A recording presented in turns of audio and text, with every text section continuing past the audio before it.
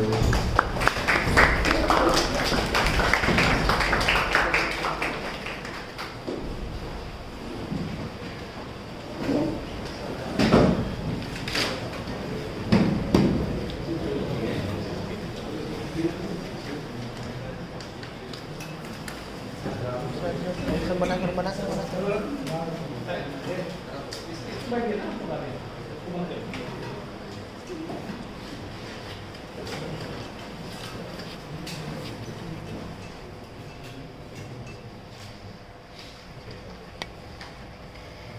morning and a very warm welcome to all of the participants present here.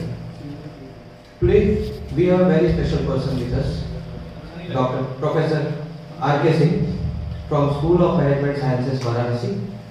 A very warm welcome to you, sir. Please have a huge round of applause for sir.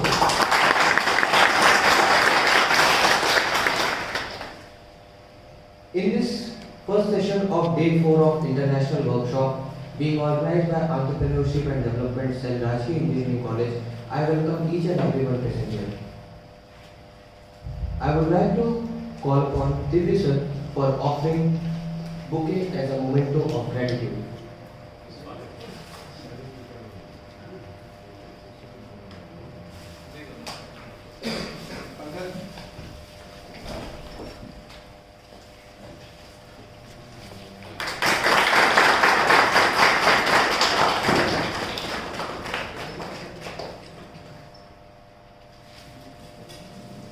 Moving forward, I request workshop convener Dr. Amrish sir to please offer memento as a token of gratitude to our guest.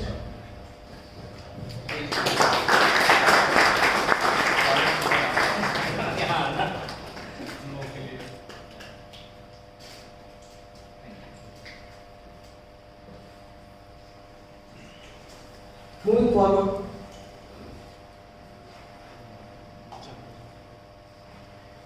forward, in this session, I would like to request workshop convener Dr. Amrish Singh sir to please come to the mic for the welcome address of our today's guest, Dr. R.K. Singh sir.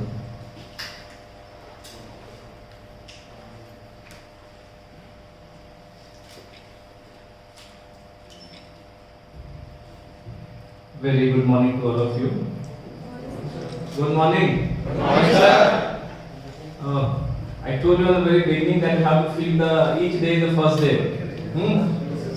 It's not the fourth day, it's the first day. So that's why your energy level will be maintained.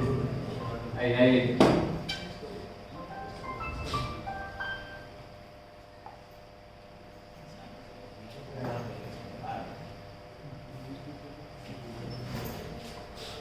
very good morning to all of you, and on behalf of the REC Azamgarh family, I welcome Professor R.K. Singh sir. He is the currently Head Department of Commerce, School of Management Sciences, Varanasi. He is also the Dean of Research Activities there. He is also established the Center of Entrepreneurship Skill Development. He is also the Associate Dean of Co-Locative System regarding Innovation and Incubation, and many more designations he carries within himself. The idea behind inviting Professor Singh in our workshop is this, because he is the mixed experience of industry and academia. Singh has studied in BHU and have been incentive with the year 1992-93. You can understand, it did MBA when very few people were doing MBA and thought to enter into corporate and being a good manager. And he rose to the highest portfolio in the corporate sector.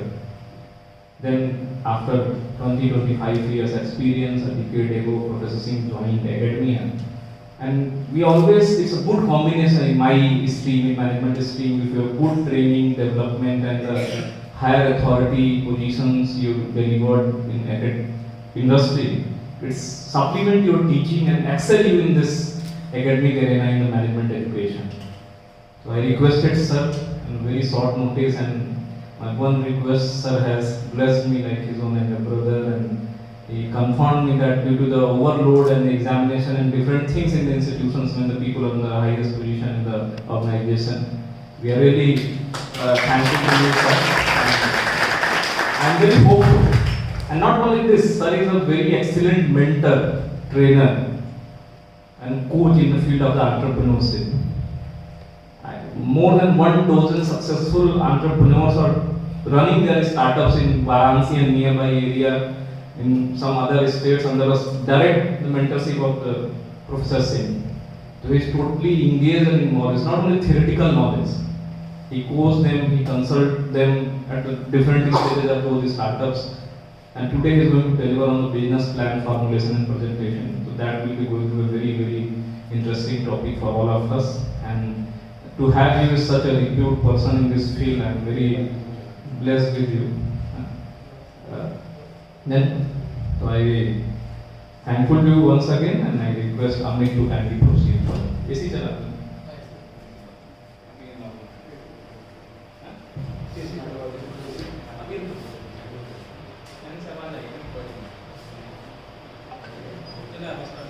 Thank you very much, sir, for the recommendation. So, this first session of fourth day of this international workshop being organized by Entrepreneurship and Development in Rajshri Engineering College will be based on the topic business plan formulation and presentation. This is one of the most crucial topic for the young aspiring startups, budding startups, which will be presenting their business plan in front of the investors, as we have seen in most of the TV serials these days, such as Shark Tank and many others. Introducing Professor Singh with our participants is very crucial.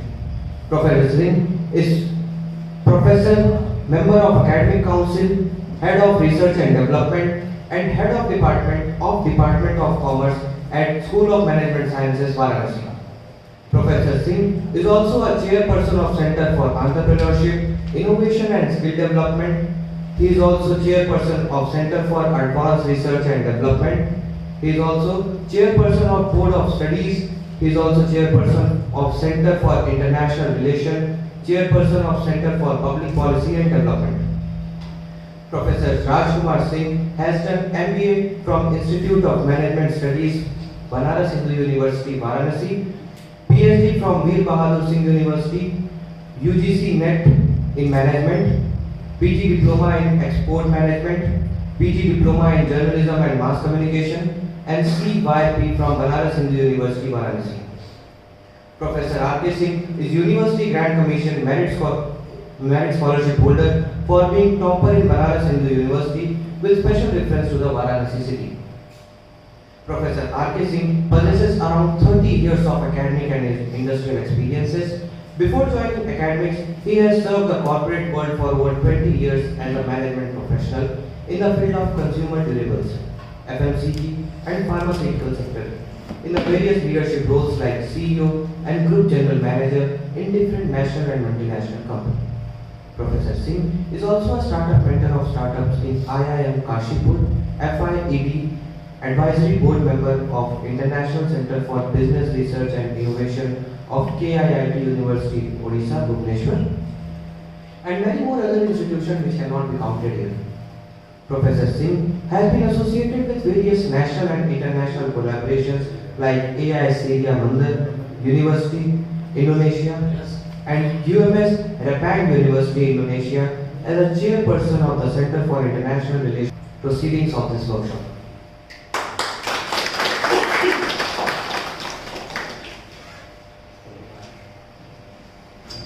Hello.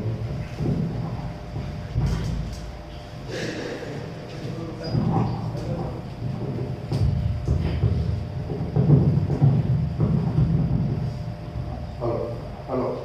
Am I audible? Yes, sir. Okay, friends, good morning. Good morning, sir. It's a great experience to be among you, and I'm thankful to Professor V. Singh sir for inviting me here. And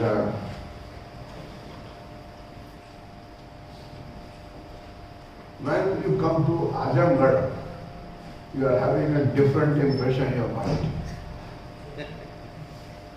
But when I entered in Rajshri Engineering College, Azamgarh, I'm having a very different mind.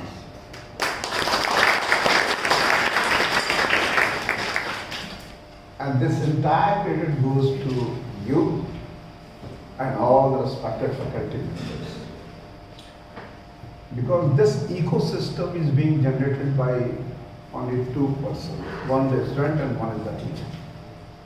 The rest is kept behind, infrastructure and all this. And I must tell you, the kind of infrastructure you are having, you are lucky that you are having one of the best infrastructure of the incubation center. Because I move all across India, even different part of the world also.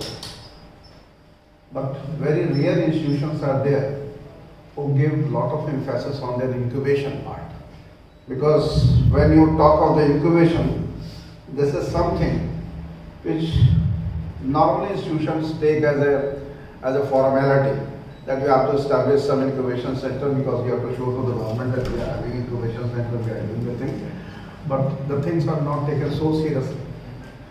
So good thing is that you are having a well-defined,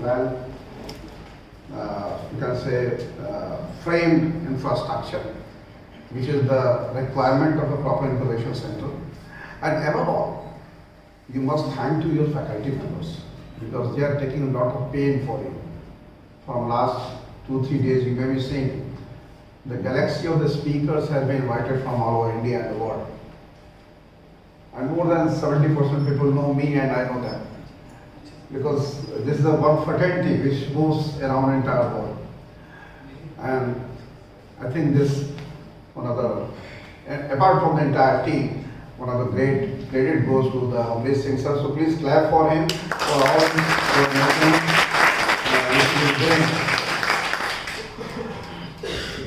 So now I will come to the topic.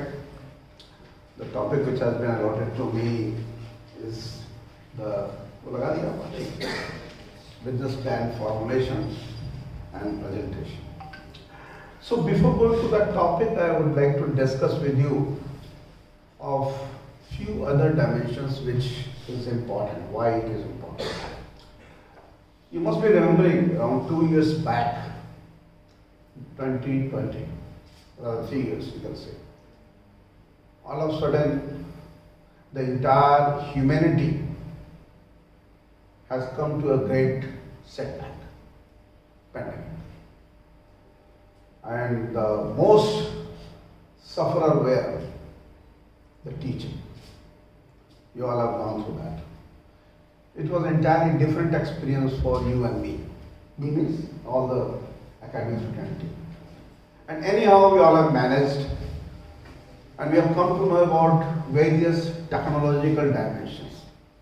Earlier, most of us were unaware of the Zoom, Google Meet, and all these platforms. And you people are very young people, very smart. And obviously, engineering graduates, you must be knowing about this. But people of my age, you can very well understand. I'm nearly of your father's age, okay? So it was very difficult, initially, to adjust with all these things. But we have also come across that. So one thing is very important in our life, the entire journey. You come through 3 phases. Learning, you learn, you unlearn, and you relearn. Whatever you have learned earlier, few of things you have to unlearn today. And whatever you have unlearned today, you will have to have a new learning. You have to relearn new things. And this is how the journey of life goes on. One scene, if you remember, when you have seen the television in April 20, people were migrating from the cities to their native places. They were not having any option. Just for their survival for 2, 3, 4 months, they were not having money for their food, and they are there coming to the villages just for their survival. Being a student of management, and of course, you are a student of engineering and technology, the obvious question comes in your mind. People are spending 10 years, 15 years in a big cities like Mumbai, Delhi, Gurgaon. Why they are coming back to their villages just for the sake of their survival? So if you deeply analyze, you'll find that problem is in our development model. Since our independence, we have created the islands of development. Means development will be confined to few metropolitan cities. After doing engineering, what destination you are having? Bangalore, Pune, Delhi, Mumbai, Gurgaon, few cities. I think not more than 10 cities in India. Why not in Azamgarh? Why not in Jaunpur? Why not in Banaras? Why not in Mirzapur? Why not in Sonbhadra? Why not in Gazipur? Why not in Devariya? Why not in Basti? Why not in Khailabad? Why not? Because this has been kept aloof from the development. And since we born from very childhood, we have been conditioned, a little bit growing, but from the industrial front again it is zero. Leave that tourism and all those things. But so far as the manufacturing sector is concerned, IT is concerned, zero. Means every island is having certain saturation point. You cannot have more than a certain required number of people on an island. So what will happen? There will be a saturation point, then there will be no space. And in that condition, the only way in front of is to develop the small cities, villages. And how? The only way is to create an entrepreneurial ecosystem. Recently, if you have gone through the report, government has accepted very clearly that those who are wishing to have a sarkari naukri, they will be disappointed. Government has very clearly mentioned that at any point of time, any government will come, not more than 2.5% of population can be given the government job. It's a fact. And the way the things are moving, you can very well understand this 2.5 ratio will be even lesser than that. So, first thing is that we need to, unlearn few things. Leave that mindset of sarkari.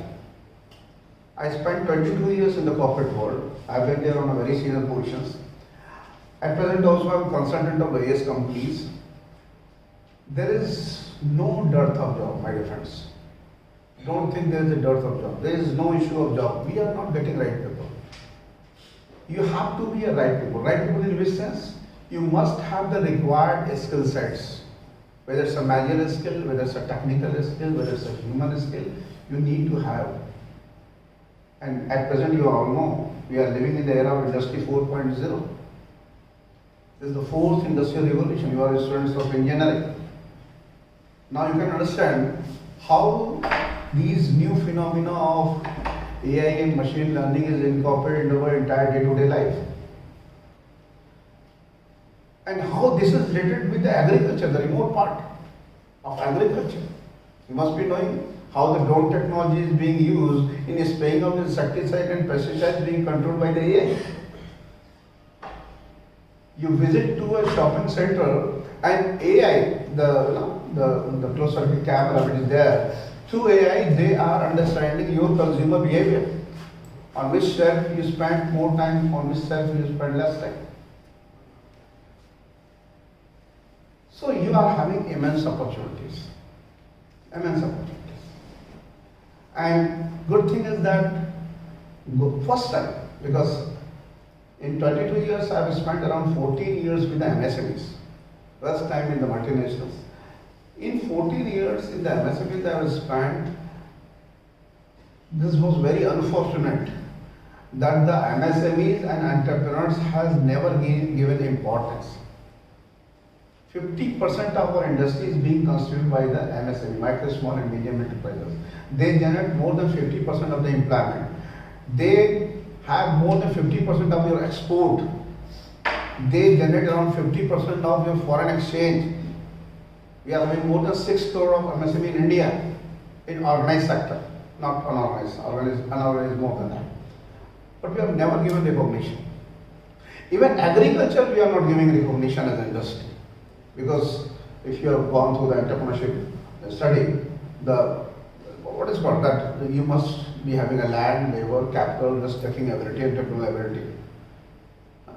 The farmers are having the land, they employ their own labor, they employ their own capital, and who take more risk than a farmer?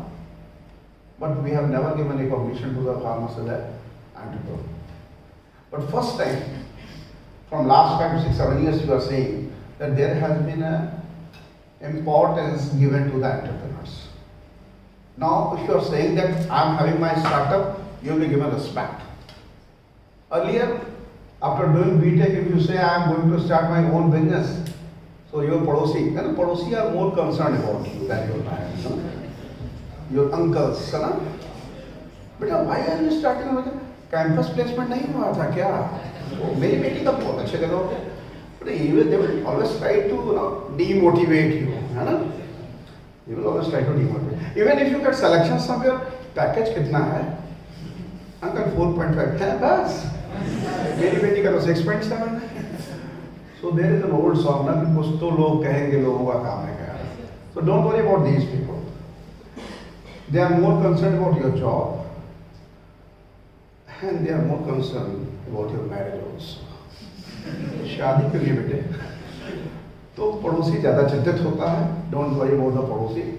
Take care of what your dreams are. But now I am coming to some other side. Government is doing lot of things. Government is promoting a lot. Surprised to know that among all these situations, the success rate of startups are not very good. Within 5 years, the 90% startups get failed.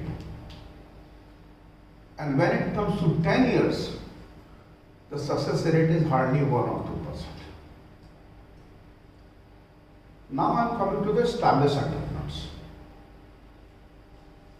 You will also say that, okay, those people who are having their own business, they can do better. May I know how many of you are having their own businesses? Your parents do their own business. Please raise your hands. Good. 70% to 80% businesses in India are being run by the family businesses, family-owned business houses. And there also, the situation is not very good. Here there is a case study of 5 years of this called the 60 years case study, that 60 साल की कोठी और 60 साल का family business. So what is the concept behind that? कोठी means पुराने ज़माने में बड़ी हवेलियाँ बनती थी. So if a कोठी survive for 60 years well maintained, that कोठी will survive forever. Because what happens? After 60 years, the third generation comes. Na? First generation ने तो बनवाया, second generation has seen that, so emotionally you are connected. Although you have not made, but you are emotionally connected. But when comes your children, everything is ready-made. Rishi Paul, silver spoon generation, सब कुछ बना बनाया मिल गया. They have not seen the hard work of their grandfather, even their father. So they will say that, what is the need of having this much of kothi? Give it to a builder, 40-60 ratio, you will earn crores and crores of rupees. Because emotions lacks. Likewise in a family business also the same thing happens. The first generation do a lot of hard work, and second generation has seen the first generation to do that hard work. So they may survive. But when it comes to third generation, whether the same zeal happens there or not. And that's why when it comes to the third generation, it has been found that only 30% of the business survives. Rest 70% business get down. So you may be saying in the corporate world also, at that time, in my generation, some big business houses were there, is not going to be. So why it is happening? It is happening because of two reasons, what I feel. See, you then don't just sell a product or service. You actually sell solution. So what happens, being an entrepreneur, you just made some product, you get some fund, get some idea, and you just make a product. And make a product, and when you start it, initial response is good enough, but later on you find that you are not going to scale up properly. Because for any startup, scale up is a basic challenge. I run an incubation center, not of that kind. You are having a dedicated center, very good center. My center is self-finance. We don't have spend any money for that. Although I am Associate Dean of FAKTU, so I have been given a task to establish the incubation center. The minimum requirement is having a 10,000 square feet area and all these things are there. So 50% of the budget will be spent by the FAKTU. I run that on a self-finance basis. Why? Because my motive is that entrepreneur is the person who works on a self-sustainable model. If I am getting money from you and run my center, then I am not an entrepreneur. My entrepreneurship policy is that I should run my center by my own earning. पहले खुद तो आत्मनिर्भर बन जाओ, तब तो दूसरों को आत्मनिर्भर बनाओगे. पैसा सबसे मांग रहे हो, कहते हो तुमको मैं आत्मनिर्भर बनाऊंगा, अपने कटोरा लेके खड़े हो. What is this? So, what I feel, on innovation front we are lacking. Abhi, on the global innovation index, our position has improved. Two indexes I would like to discuss with you. On the entrepreneurial ecosystem, there is a term which you may have heard, ease of doing business. How many have heard about that? किसने सुना है? Ease of doing business. Very good.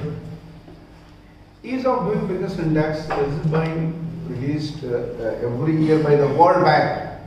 But after 20, अब बैठ जाओ, क्यों खड़े हो? अच्छा, इसको रन करना है? करा लेंगे यार, हो गए, खड़े रहो गए पीछे। और बैठ जाओ आगे। मैं थोड़ा पीपीटी कम चलाता हूँ, चलाऊंगा आपके लिए, क्योंकि मैं तो यार मास्टर आदमी हूँ, बोलने का आदत है? उसको देखूंगा तो आपकी तरफ नहीं देख पाऊंगा। वो नहीं है तुम्हारे पास, मुझे होता है नहीं है? चलो चलो चलो, ले लेना, आ गया काम आए, उससे आप लोग को आराम हो जाता, फिर मैं ही रन कर लेता।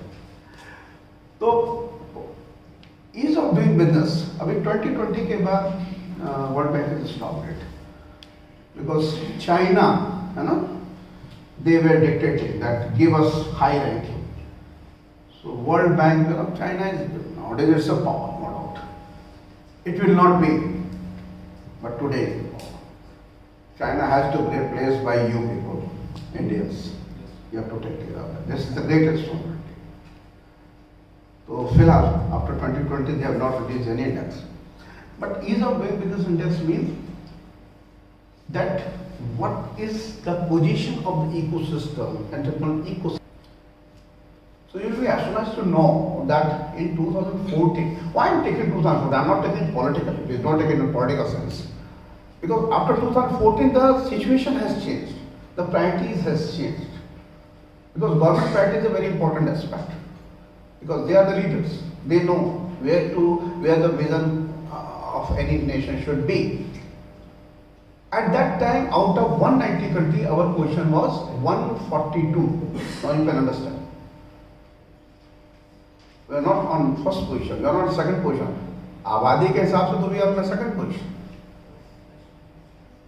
और बहुत जल्दी हम first पे आने वाले हैं. China has controlled their population. We are not doing that. So population wise, we are growing very fastly. Although we are called as a population dividend, but that dividend will only be there when it is a skilled population. If you are not skilled, then you are not a dividend. You may be a disaster also. You may be a liability also. Anyway. But because of the effort of the government, effort of the academia, like your great institution, other institutions, and above all the efforts of people like you, because if you are not becoming a startup, that entire exercise is fruitless. What is the outcome? If after this workshop, anyone, even if a single person comes that, okay sir, I will start my own business, the entire exercise will be fruitful. Otherwise it will be just a lecture series, that's all. So what was the result? Our position was so bad, 142 out of 190 countries. 2020, our position has come to 63. So we have improved a lot from 142 to 63. But still, we should not be very happy. 62 countries are ahead of us. And country like India, where you are having a lot of potential, you people are serving every part of the world. Majority of the CEOs are the Indians, you know. Recently the YouTube also got the new CEO Indian. You are having all the potentials, but you are not serving your country. You are serving some companies or multinationals. So you are having a talent. Nobody can question the talent of Indian anywhere. At one time, we were the gulam of Angrez, Britishers. I'm not saying now they are our gulam, but at least one Indian origin person is their prime minister. This can only happen in India. This can only be happened by the Indians, people like you, right? On a global innovation index, it is being done on the basis of the innovations, the patents and all these things, sure. Our position of out of 131 countries, our position was 104 in 2014. And Abhi, just the data has come, our position is 40. We have improved a lot from there also. So you can ask me questions that you are saying that because of innovation we are not getting success, that we are improving on the global innovation index. Then why we are not improving? Because sir may be technically knowing and you must be knowing that on the global innovation index, the one of the criteria is how many patents you have. How many patents you have been granted. So our patent grant has increased because as an academician we are having a lot of pressure to have a patent because in our NAC certification and BA certification everywhere how many patents you are having. So we people are working hard. Whether it's technology people, whether management people, we all are working. Recently one of my patents is also published. But I know that these kind of things, you will be surprised to know that out of 100 patents which have been filed in India, less than 1% patent is finally getting converted into a commercial viable feasible product. I believe that patent is successful only when your industries are buying your patent. आपने patent बनाया industry लेने को तैयार नहीं तो क्या फायदा हुआ? Patent can be done with any innovation, anything which is innovative can be patented. आप शर्ट पहनते हैं, शर्ट में बटन आगे से लगा होता है. आप एक ऐसा शर्ट बनाइए जहां शर्ट में बटन पीछे से लगा हो. इनोवेटिव हो गया, पेटेंट भी मिल जाएगा. क्या आप ऐसा शर्ट पहनना पसंद करेंगे जिसमें बटन पीछे से लगा हो? नहीं ना. Means it is not commercially viable. It is not consumer friendly. And when it is not consumer friendly, what is the use of that patent? So just having something different is not innovation. Just having something different to get patented is not going to work. तो एक तो ये है. Second, जिसके लिए चूंकि मैंने काफी समय आपको बैकग्राउंड बताने में लिया, इसमें ज्यादा समय नहीं लूंगा आपको. Next thing which we lack, the startup lacks, is what? Business plan. You don't have a proper business plan. आपके पास प्रॉपर बिजनेस प्लान नहीं होता. And in management, there is a very famous proverb that if you are failed to plan, you are planning for your failure. If you are failed to plan, you are planning for your failure. जो योजनाएं बनाने में असफल होते हैं वो अपनी असफलता की योजना बना रहे हैं. तो we must have a foolproof plan. Good thing is that nowadays maximum startups are coming from the engineering background. जितने भी startups आ रहे हैं वो engineering background के लोग आ रहे हैं. तो आपके लिए और भी थोड़ा जरूरी है. You should know about that. And I am saying this very clearly. In my center also, since we don't have any engineering here in Varanasi campus, in Lucknow campus we are having engineering. In Varanasi campus, the only science stream students are our BCA and MCA students. Okay. And this is a pleasant surprise for all of you also and for me also. Our 75% startups are the BCA people, not the MBA people. My center is there, and in here also I am seeing your training and placement cell is there. What a good thing. एक तरफ रोजगार कार्यालय भी है और दूसरी तरफ स्वरोजगार वाला भी है. तो मेरे साथ भी ऐसा ही है. Just in front of my center there is a training and placement cell. तो मैं बोलता हूँ नौकरी मांगना है उधर जाओ, नौकरी देना है इधर आओ. तो नौकरी देने वाले कम आते हैं, नौकरी मांगने वाले ज्यादा जाते हैं. ये नेचुरल है. Everybody cannot become manager. So this is very important that we should know how to make a plan and what are the nitties and gritties of the plan. तो भाई थोड़ा ये इस तरह बढ़ा दो.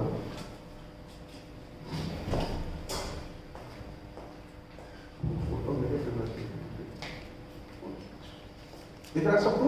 Everybody seeing that? पहला है first is your idea generation. I will spend some more time on ideas. Sir मेरे पास कितना समय है?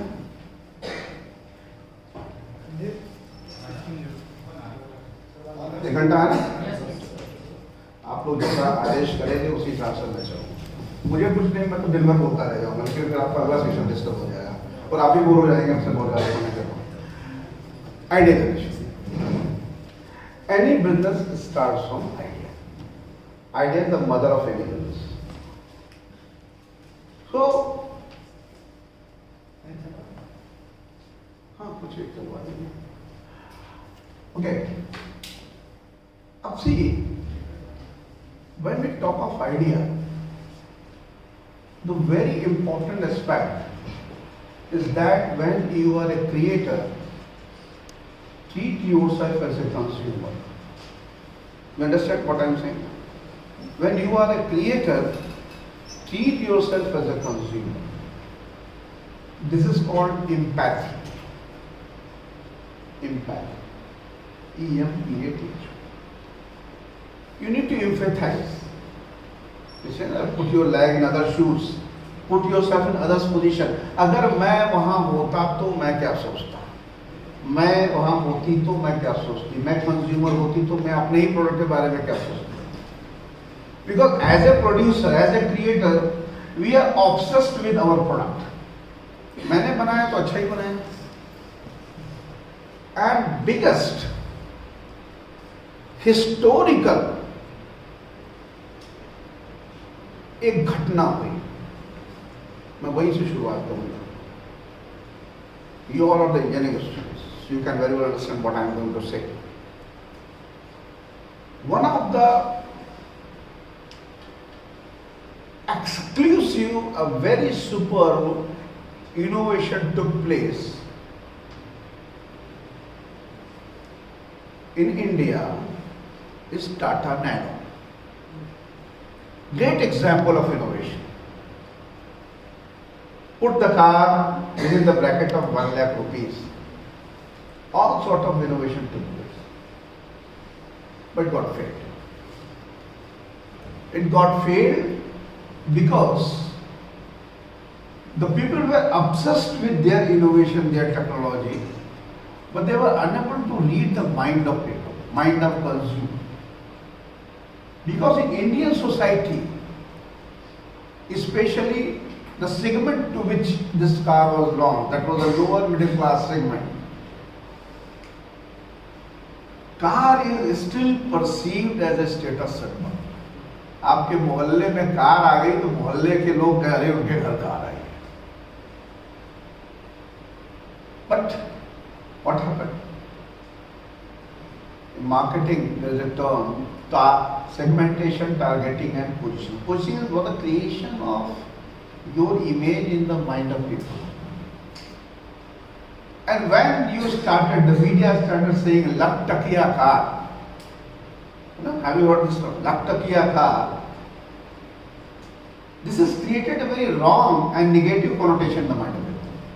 Takia, takia, दो टके कार, मतलब बड़ा inferior हो गया, टक. But takia. You take the Royal Enfield, 1.5 lakh, 2 lakh, and you feel proud. But at the same time, if you take a car of 1.5 lakh, Nano, you don't get appreciation from this because you work with the society also. You live the society now. You have some pride. So you need to understand the social psychology also, the psychology of consumers also. So when and at the same time, you need to generate a convenience also. Idea is not anything which is new. Idea is anything which has been done in a newer way, in a different way. I will take few examples and you can understand that.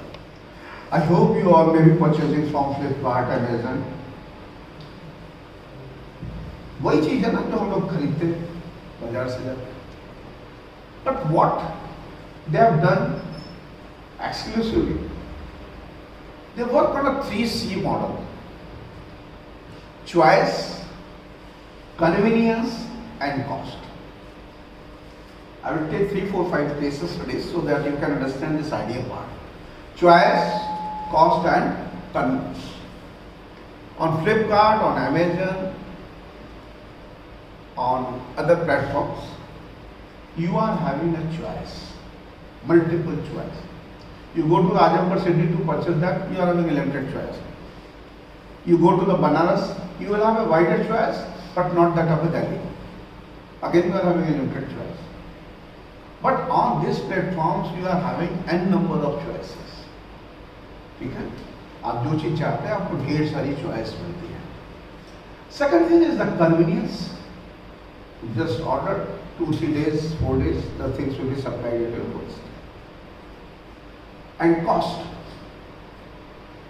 Cost is not just the MRP of the product, rather your purchasing cost, your buying cost. You go to Ajamgarh is, I think that's quite peaceful. कितने लोग यहाँ बनारस गए हैं? अरे very good, काफी बनारस गए. कितने लोग गदौलिया गए हैं? अच्छा. अभी if you go to Gadolia to buy a product, you will having a lot of jam. You spend too much of your time in that jam. You spend too much of your PCF petrol, 100 liters, 100 rupees per liter in jam. So your entire purchasing cost is high. It is not just the MRP of that product. So your convenience, your choice, your cost. These 3 things are things. And one thing which I would like to say to every startup, and which I say to myself also, that you are successful or failure, it depends upon your approach. I give 4-point formula to every startup. Think big, start small. Think big, बड़ा सोचो, but start small. Flipkart has started with spending 4 lakh rupees by selling online books. Amazon has also done the same kind of thing. But now you are seeing both the companies. So think big, start small, grow gradually. धीरे धीरे बढ़ो, हड़बड़ाने की जरूरत नहीं है. You cannot avoid the risk in business. Risk is unavoidable, inevitable. But अगर आप gradually बढ़ते हैं धीरे धीरे तो थोड़ा खतरा. आप आपके इर्द गिर्द क्या हो रहा है?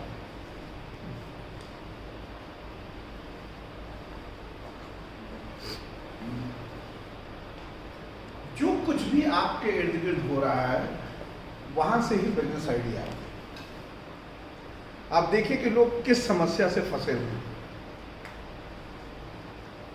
वो व्यक्ति की समस्या हो सकती है, that can be a problem of industry, that can be a problem of environment, that can be problem of a society. अब सोसाइटी का प्रॉब्लम उठाइए, चलिए आप सबने शिक्षा.com का नाम सुना होगा। आफ्टर 12th क्लास आप बहुत ध्यान से देखते हैं कि भाई कहाँ पे एडमिशन लेना है, कैसे लेना है। देखिए लाइफ से कैसे जुड़े होते हैं सब स्टार्टअप मॉडल। तो first thing you go with this Shiksha model kind of portals, there are so many portals nowadays. अभी पढ़ाई कर लिया, then what you need after education? हाँ, Naukri.com, वेरी गुड। नौकरी खोजना है तो Naukri.com। और नौकरी के बाद बोल नहीं ना, हंस रहे। हाँ, काम के बाद बोल रहा है, पहले से प्लान करके बैठा हुआ, इसके बाद क्या, इसके बाद क्या, इसके बाद शादी.com। अब आप सोचेंगे साहब आप तो कह रहे हैं प्रॉब्लम को आइडेंटिफाई करना, चलो शिक्षा.com का प्रॉब्लम तो समझ में आ गया, नौकरी का .com का भी प्रॉब्लम समझ में आ गया, नौकरी का प्रॉब्लम। शादी का क्या समस्या है? देयर इज नो समस्या, शादी कर लेंगे। नहीं, शादी.com का केस स्टडी डिस्कस कर लें आपको तो आप जरा अच्छे ढंग से समझ जाएंगे। अभी आप लोगों की चर्चा हो रही थी शार्क टैंक, आप लोग देखते रहते हैं, तो एक अनुपम मित्तल साहब उसमें दिखाई पड़ते हैं। तो ये शादी.com को फिर से रीजनरेट कर दिया अनुपम मित्तल साहब के। तो actually he is an NRI, basically America में थे। तो उस समय इन्होंने शादी.com को क्रिएट किया तो उसके पीछे रीज़न क्या था? देखिए, why I am saying you must be कीन ऑब्जर्वर। सोसाइटी में क्या हो रहा है आपको समझना पड़ेगा। आपको सबको पता है सोसाइटी में, आपके समय में शायद ना रहा हो लेकिन आपके फादर के समय रहा होगा, there was a big joint family, एक बड़ा संयुक्त परिवार हुआ करता था। मेरे खुद के घर में 100+ मेंबर्स हुआ करते थे। दादा की फैमिली, चाचा की फैमिली, इनकी फैमिली, उनकी फैमिली, बिग फैमिली जो एक ही घरों में रहा करते थे। और वो घरों में खाना क्या बनता था, समझो कि रोज भोज जैसा माता, और 100 आदमी का खाना बनना है तो बहुत ही बड़ा एक माहौल और बड़ा सब कुछ, जॉइंट फैमिलीज होती थी। उसके बहुत से फ़ायदे भी थे, कुछ नुकसान भी थे पर फ़ायदे भी थे। जैसे कि किसी मिसहैपनिंग हो गई मान लीजिए, तो उसके बच्चों की पूरी परवरिश पूरा परिवार करता था, है ना। शादी ब्याह में बुजुर्ग होते थे तो वो अपने हिसाब से बच्चियों के लिए और लड़कों के लिए, और ऐसा करके पूरा एक अरेंजमेंट होता था। फिर वो डिवाइड होने लगा, है ना, आपको मालूम है। जॉइंट फैमिली का रिस्पेक्ट, न्यूक्लियर फैमिली आ गई, माता पिता हैं, बच्चे हैं। और अभी तो अल्ट्रा न्यूक्लियर फैमिली, माता जी कहीं और, पिताजी कहीं और, बेटा जी कहीं और, बेटी जी कहीं और, चार के चारों चार कोने पे। And still in India, still, ये तो मित्तल साहब ने 98 में बनाया था, लेकिन मैं अभी भी 25 साल बाद भी कह सकता हूँ कि majority of the families wish to have their children arrange marriage. हालांकि धीरे धीरे कम हो रहा है, लेकिन फिर भी आज भी परिवार चाहते हैं कि अरेंज मैरिज हो प्रॉपर, क्योंकि हमारे यहाँ माना गया है कि शादी दो व्यक्तियों के बीच में नहीं होती है, दो परिवारों के बीच में होती है, दो संस्कृतियों के बीच में होती है। इसलिए हमारे यहाँ शादियाँ ज़्यादा स्टेबल होती हैं, क्योंकि बात जब दो के बीच की होगी तो किसी समय दो या नो में चले जाएंगे, एनी टाइम द डिवोर्स में हैपन।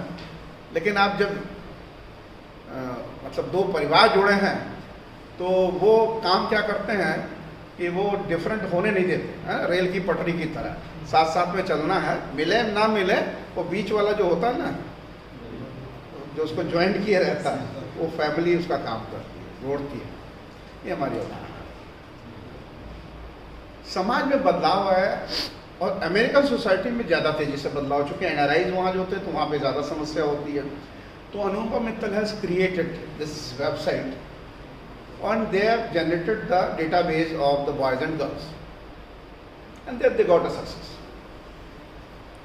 क्योंकि वहाँ पेरेंट्स जो अब हो गए हैं इंडिया में, लेकिन पहले वहाँ पे तो उन्होंने कहा ठीक है बेटा देख लो अपने हिसाब से जिसको भी आपको शादी करनी जैसे करनी, will do this marriage proper. तो वहाँ चॉइस जो होती थी वो किसकी थी? वो बच्चों की ही चॉइस थी, यानी जो गर्ल्स बॉयज थे उनकी चॉइस थी। पेरेंट्स उस पर एक तरीके से अपना कंफर्मेशन करते थे। वह सेम मॉडल वो launch in India, they got fail. अब देखिए मैं यहीं के कंज्यूमर बिहेवियर को लेकर आता हूँ कि आपका इनोवेशन वहाँ तो बड़ा सक्सेसफुल था, यहाँ पे फेल हो गया। यहाँ फेल हो गया क्यों? क्योंकि here in India at that time you can understand 98, 2000 in India what was the situation of your internet? कुछ नहीं, कंप्यूटर बहुत कम घरों में हुआ करता था, और आपने अगर आप नेट सेविंग है पसंद भी कर लिया तो यहाँ जब तक माता पिता तैयार नहीं होंगे, if the parents are not ready then it's not going to work. मैंने पेरेंट्स की कंसेंट आपको लेनी पड़ेगी, और पेरेंट्स की कंसेंट लेने में कैसे? पेरेंट्स तो पता ही नहीं उसको बेचारे को कि क्या वेबसाइट क्या होता है, इंटरनेट क्या होता है एट दैट टाइम, अभी नहीं, अभी क्योंकि वो जो बच्चा था आज वो पेरेंट बन चुका है, तो इस साल में तो वो खुद ही माँ बाप हो गया ना, तो वो तो उसकी कहानी अब दूसरी हो गई। तो what happened with this model, they created a physical model. उन्होंने, आप इसको सुनिए, इसको हॉरिजॉन्टल लिया, वर्टिकल तो सुनिए। ये मैं आप लोगों को बताता हूँ, फोटोग्राफ कभी भी आप लोग क्या करते हैं, इजी है ना, ऐसे उठाते हैं मोबाइल, ऐसे ही फोटो खींच लेते हैं। Always take the photograph in horizontal mode, that will have a major coverage. हाँ, किसी को क्रॉप करना हो तो आप बाद में कर सकते हैं, कोई इशू नहीं है, वो उसके लिए मैं नहीं कहूँगा, क्योंकि उसके बाद बहुत सी कलाकारी करनी पड़ती है आपको। तो they have created Shaadi point. Shaadi point में you can go to physically. कोई जरूरी नहीं जो मॉडल आज आपका सक्सेसफुल है वो कल भी सक्सेसफुल होगा, तो आपको क्या करना होगा? उस मॉडल में अल्टरेशन करना होगा, उस आइडिया में अल्टरेशन करना होगा। तो उस जमाने में फिजिकल मॉडल बना दिए, जैसे मुझे याद है बनारस में जगह सिगरा, आपने तो सुना होगा जो बनारस करने वाले, सिगरा पे एक शादी पॉइंट का फिजिकल मॉडल था, जहाँ पेरेंट्स जाते थे, बैठते थे, और एक वो मैडम होती थी, वो अपना कंप्यूटर पर बैठी हुई, और दिखा रहे हैं सर ये देखिए ये मैचिंग है, ये मैचिंग है, ये मैचिंग है, कौन सा लड़का आपको पसंद है। उन्होंने देखा है कौन सी लड़की पसंद है, उन्होंने डन किया, उसका पूरा डेटाबेस उन्होंने उनको हैंडओवर किया, जो भी उसका फीस लिया आना हुआ। बट ग्रेजुअली वही जनरेशन जो जिसकी उस समय शादी हुई, आज वो खुद भी अब बच्चों की शादी के लिए अपने सोच रहा है, तो उसके लिए आज फिजिकल मॉडल में जाने की जरूरत नहीं, क्योंकि वो खुद इंटरनेट पे बैठा हुआ देख रहा है। तो समाज को भी देखिए, जब समाज में इस तरीके की स्थितियां उत्पन्न होती तो वहां पे बिजनेस मॉडल जनरेट होता है। तो शादी.com जैसे, और you need to be very upfront. देखिए जिसने पहले लीड किया वही मैक्सिमम शेयर खींच के लेके चला जाता है मार्केट। तो आप पहले तो आइडिया जनरेशन पे वर्क करिए कि लोगों की समस्याएं क्या है, उस समस्या का समाधान आपके पास है। देन जब आप कोई भी बिजनेस प्लान बना रहे हैं कहीं प्रेजेंट करने के लिए, क्योंकि आपको मालूम है आज के समय में फंडिंग होती है, आज आपको फंडिंग मिल जाती है, आज funding is not the issue. कई बार मैं जाता हूँ तो बच्चे पूछते हैं सर फंडिंग का क्या होगा, फंडिंग मिल जाएगी यार, funding why are worrying about funding, you should be worry about the fund management. क्योंकि I am sorry to say majority of the startups are failing because they have been overvalued. मैं प्रोग्रामों के नाम नहीं लेना चाहता, लेकिन आपने देखा होगा मेरा टर्नओवर है 50 लाख रुपए और मैं अपना वैल्यूएशन करा रहा हूँ 50 crore. How it is possible? आपने देखा होगा इधर बहुत से सक्सेसफुल मॉडल्स हैं, वो फेल हो गए क्योंकि आपने उसको ओवर वैल्यूएशन इतना ज़्यादा कर दिया। भाई हम लोग तो यही समझते हैं कि भाई टर्नओवर जो आपका आ रहा है वो रियल है, आपकी ग्रोथ रेट रियल है, मार्केट ग्रोथ रेट रियल है। आप बस इन्हीं 3 फैक्टर्स को उठा लीजिए, आपका प्रेजेंट टर्नओवर, आपकी जो ग्रोथ रेट है और मार्केट की ग्रोथ रेट है। मार्केट ग्रोथ रेट मान लीजिए 25% है, आपकी ग्रोथ रेट 10% है, तो आप चलो आप अपनी ग्रोथ रेट छोड़ो, आप मार्केट की 25% ग्रोथ रेट को उठा लो। तो 100 करोड़ हो गए तो अगले साल 125 ही करोड़ में हो गए। 100 करोड़ अगले साल 500 करोड़ नहीं हो सकता। लेकिन हम ओवर वैल्यूड करके चीज़ों को इन्फ्लेटेड वैल्यूएशन पे काम कर रहे हैं, जो नहीं करना चाहिए। क्योंकि आजकल क्या है, स्टार्टअप्स खरीदने बेचने का हिसाब किताब हो गया है। हमने अपनी कंपनी बनाई, ओवर वैल्यूड किया, हमने आपको कंपनी बेच दी, फिर आपने उसको और इन्फ्लेट किया, आप फंडामेंटल्स बहुत कमजोर हैं। वो तो वही हो गया ना, मेरी टोपी तुम्हारे साथ, तुम्हारी टोपी उसके साथ, ये कहानी चल रही। ये स्टार्टअप नहीं बना। मैं इसके बिल्कुल खिलाफ हूँ। मैं हर मंच पे बोलता हूँ, डोंट डू दिस। स्टार्टअप्स का 3F सक्सेस मॉडल याद रखिए। 3F, function, fame and finance. Startup से आप क्या उम्मीद करने लगते हैं? पहले दिन से फाइनेंस नीचे से चलता है। फाइनेंस, पैसा कमाना है, कितना पहले दिन पहले कितना पैसा कमाएंगे, कितना वैल्यूएशन हो जाएगा, पैसा कहाँ से आएगा। शुरुआत यहाँ से होती है। शुरुआत यहाँ से कोई नहीं करता आइडिया जनरेशन पे। मैंने शुरुआत यहाँ से की। मैंने आपसे पैसे की बात ही नहीं की। पैसे की बात तो हम बाद में करेंगे आपको। दूसरा, आप सोचेंगे फेमस कैसे हो जाएंगे। सोशल मीडिया मेरी फोटो आनी शुरू हो जाए, लोग मेरे इंटरव्यू देना शुरू करते हैं, ये हो जाए वो हो जाए। अरे आपके जितने भी बड़े लोग हैं उनसे सीखो ना। कौन से धीरू भाई बड़े इंटरव्यू दिया करते थे, कौन से रतन टाटा साहब बोल रहे, ग्रेट पर्सन रतन टाटा, इनसे बड़ा तो कोई आज के ज़माने में कोई नहीं है। You find rarest of interviews of Ratan Tata. वो भी वो किसी टॉप क्लास मैगजीन वगैरह को दे देंगे, ऐसे नहीं कि इंस्टाग्राम पे और सोशल मीडिया में और फेसबुक पे दिए जा रहे हैं। These people don't focus on the fame and finance, they focus on their function. अपने काम को सही सीखो।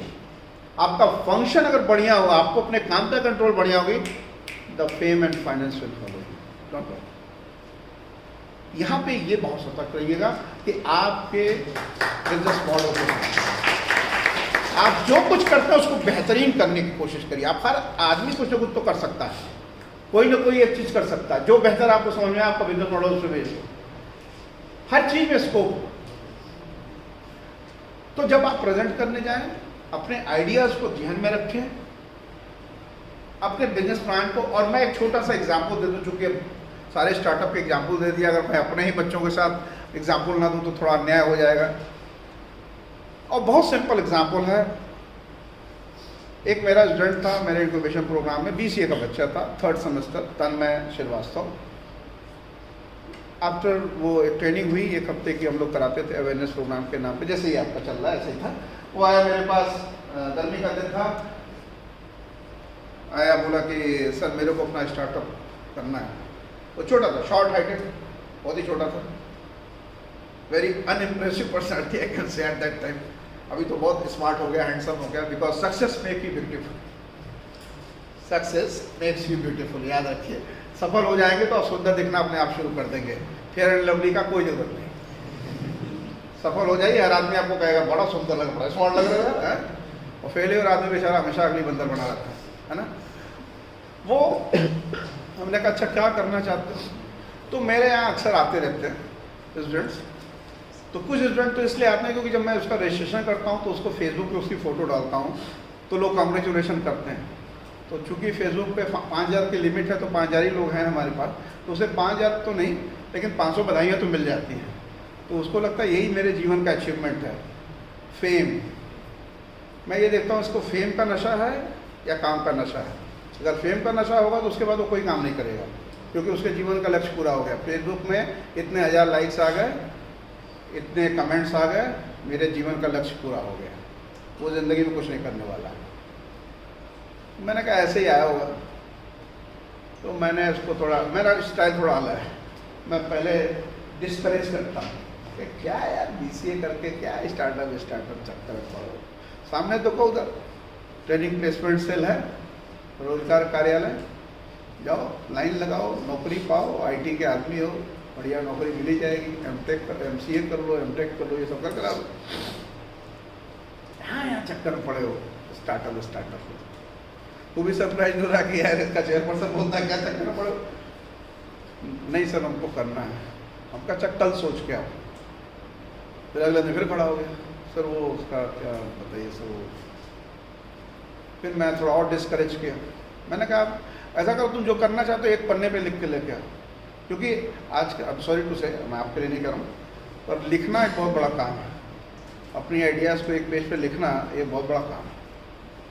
पर to be very surprise after 2 days he came back to me. तो आइडिया क्या थी कि सर मैं एक अपनी इवेंट मैनेजमेंट कंपनी शुरू करना चाहता हूँ।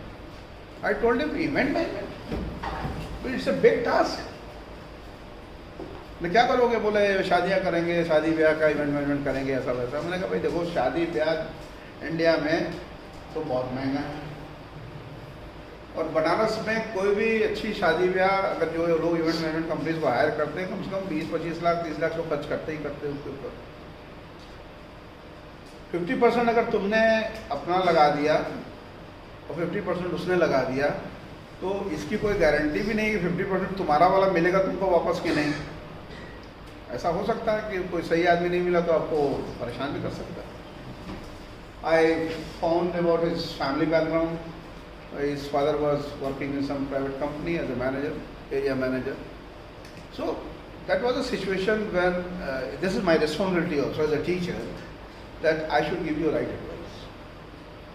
So I told him that देखो ये % कौन सा, बट वो अपनी जिद में था। देखिए एक स्टार्टअप को जिद्दी होना भी जरूरी है ना, वो एक कन्विक्शन होना जरूरी कि मैं करूँगा सर, मुझे करना है सर, आप बताइए मुझे रास्ता बताइए सर। मैंने कहा रास्ता ये है बेटे कि बनारस शहर में population of more than 20 lakh. अब इस पॉपुलेशन में आजकल, अब ये आप मेरी बात को कितना कंफर्म करेंगे आपको देखना है, ऑलमोस्ट हर फैमिली में जो मेरी स्टडी है कि 4 इवेंट तो होते ही होते हैं। अगर 2 बच्चे हैं तो दोनों की बर्थडे मननी, और बच्चे लोग एक बड़ा नेक काम कर रहे हैं आजकल आप ही लोग कि आप लोग हम लोग के भी जन्मदिन मनवा देते हैं अपने मदर फादर की, है ना, और वो भी क्या करते हैं कि उन्हीं से पैसा लेते हैं और ग्रैंड बर्थडे मनवा के फिर कहते हैं देखा आपकी बर्थडे कितनी ग्रैंड मैंने करा दी, आप ही के इधर जेब से पैसा निकाल के इधर वाले में डाल करते। तो we are thankful to you कि आप लोग की वजह से हम लोग भी जन्मदिन मना लेते हैं। और एक और काम बड़ा नेक कार्य आप लोग करते हैं, हाँ, हम लोग की मैरिज एनिवर्सरी मनवाते हैं। 5वां इवेंट हो गया, है ना। अब इन 5 इवेंट्स में एटलीस्ट 1 इवेंट तो थोड़ा ग्रैंड करते हैं आप लोग, मतलब थोड़ा, है ना, रिलेटिव्स वगैरह को बुला लेना या फ्रेंड्स को बुला लेना जो किसी अच्छे होटल्स वगैरह में, तो it comes to around 20 to 25,000 minimum, इतना खर्चा तो हो ही जाता है ऐसे।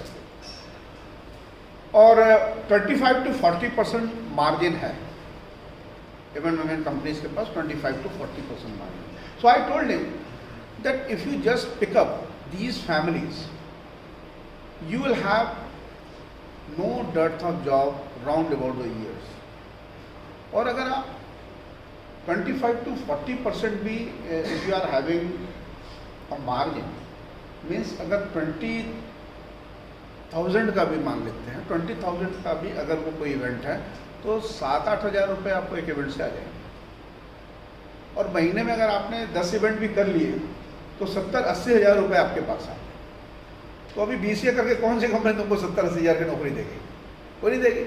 स्टार्टिंग सैलरी आपको पता ही है, शुरुआत में तो बहुत मिलते हैं नहीं, 25,000 30,000 35,000 शुरुआत तो ऐसी ही होती है। तो ये उसको इकोनॉमिक्स थोड़ी समझ में आ गई। तो मैंने कहा चलो सर्वे, क्योंकि मैं सर्वे कराता हूँ कायदे से, वो ये नहीं कि बस आपने पैसा लिया चालू कर दो। मैंने कहा चलो सर्वे करके आओ, क्वेश्चन वगैरह डिज़ाइन किया, ये वो किया। तो आगे फिर आज है ना, what I appreciate more at that time the temperature for 46-47 degree temperature in Banaras, and he did a survey in that temperature. मैंने कहा ये बंदा ये जीवन में होता ही जाएगा, क्योंकि जो अपने पसीने बहाएगा, अपने कलर को काला करेगा, सड़क सड़क घूमेगा, आपके पास डी वॉज वेरी डिसअपॉइंट, सर बहुत डिसअपॉइंटमेंट हो रही है, पता नहीं मैं कर भी पाऊंगा नहीं। क्या हुआ यार, तुम पहली बार निराश दिखाई दे रहे हो मुझे, अभी तक तो तुम बड़े उत्साह में थे, what is the problem? Yes sir, I went to various event management companies in Banaras and they are saying that they will not accept any business below 1.5 lakh, 1.5 lakh के नीचे का तो हम कोई बिजनेस करते ही नहीं। मैंने कहा देखो मैनेजमेंट में there is a proverb, where there is a threat always there is an opportunity. वो 1.5 लाख के नीचे करेंगे नहीं, लोग इतने बिजी हैं कि वो अपना बर्थडे वगैरह खुद नहीं सेलिब्रेट करना चाहते हैं, मतलब टाइम नहीं है किसी के पास। बच्चे पढ़ाई लिखाई में बिजी हैं, पेरेंट्स अपनी नौकरी में बिजी हैं, मदर अपने घर को देखने में बिजी हैं, कौन कराएगा ये सब चीज़ें? So there is a gap. अब वो 25,000 की बजट वाला बंदा कहाँ जाएगा? तो वो तो यार अपने आप तुम्हारी झोली में चले आना है, पकड़ लो उसको। सब कुछ हो गया शुरू, उसको पॉजिटिव समझ में आया, उसने कुछ स्टार्टिंग की, फिर वो कि नाम क्या रखें बिजनेस का। सबसे बड़ा काम तो ये होता है बिजनेस का नाम क्या रखना है, ब्रांड। तो मेरा इंक्यूबेशन सेंटर का एक पूरा एक पोस्टर सा तब मेरे कमरे में लगा हुआ था। तो उसमें उसकी लैंग्वेज कुछ ऐसी है कि क्या आप काम शुरू करना, स्टार्टअप शुरू करना चाहते हैं, आइडिया से परेशान है, इससे परेशान, इससे परेशान है। फिर एक लाइन है, don't worry we are with you. एक ऐड होता है ना, don't worry we are with you. तो अब मैं भी सोच रहा हूँ, मैं भी कुछ लिख रहा हूँ, वो भी कुछ लिख रहा हूँ। एक आज मेरी निगाह मेरे ही पोस्टर पे गई, हम क्या मिल गए, तुम लिखो डोंट वरी इवेंट्स। मतलब अब आपको अपने इवेंट कराना, परेशान मत हो, don't worry, leave it to us, we will manage all the things. And आप गूगल पे सर्च करिएगा डोंट वरी इवेंट्स के नाम से। इसमें पूरे बनारस का नंबर 1 इवेंट मैनेजमेंट कंपनी को चल रहा है।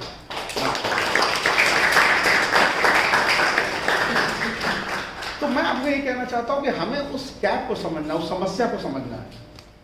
उसने उस गैप को पकड़ लिया। हर आदमी 1.5 लाख रुपए लेके नहीं बैठा हुआ इवेंट कराने के लिए।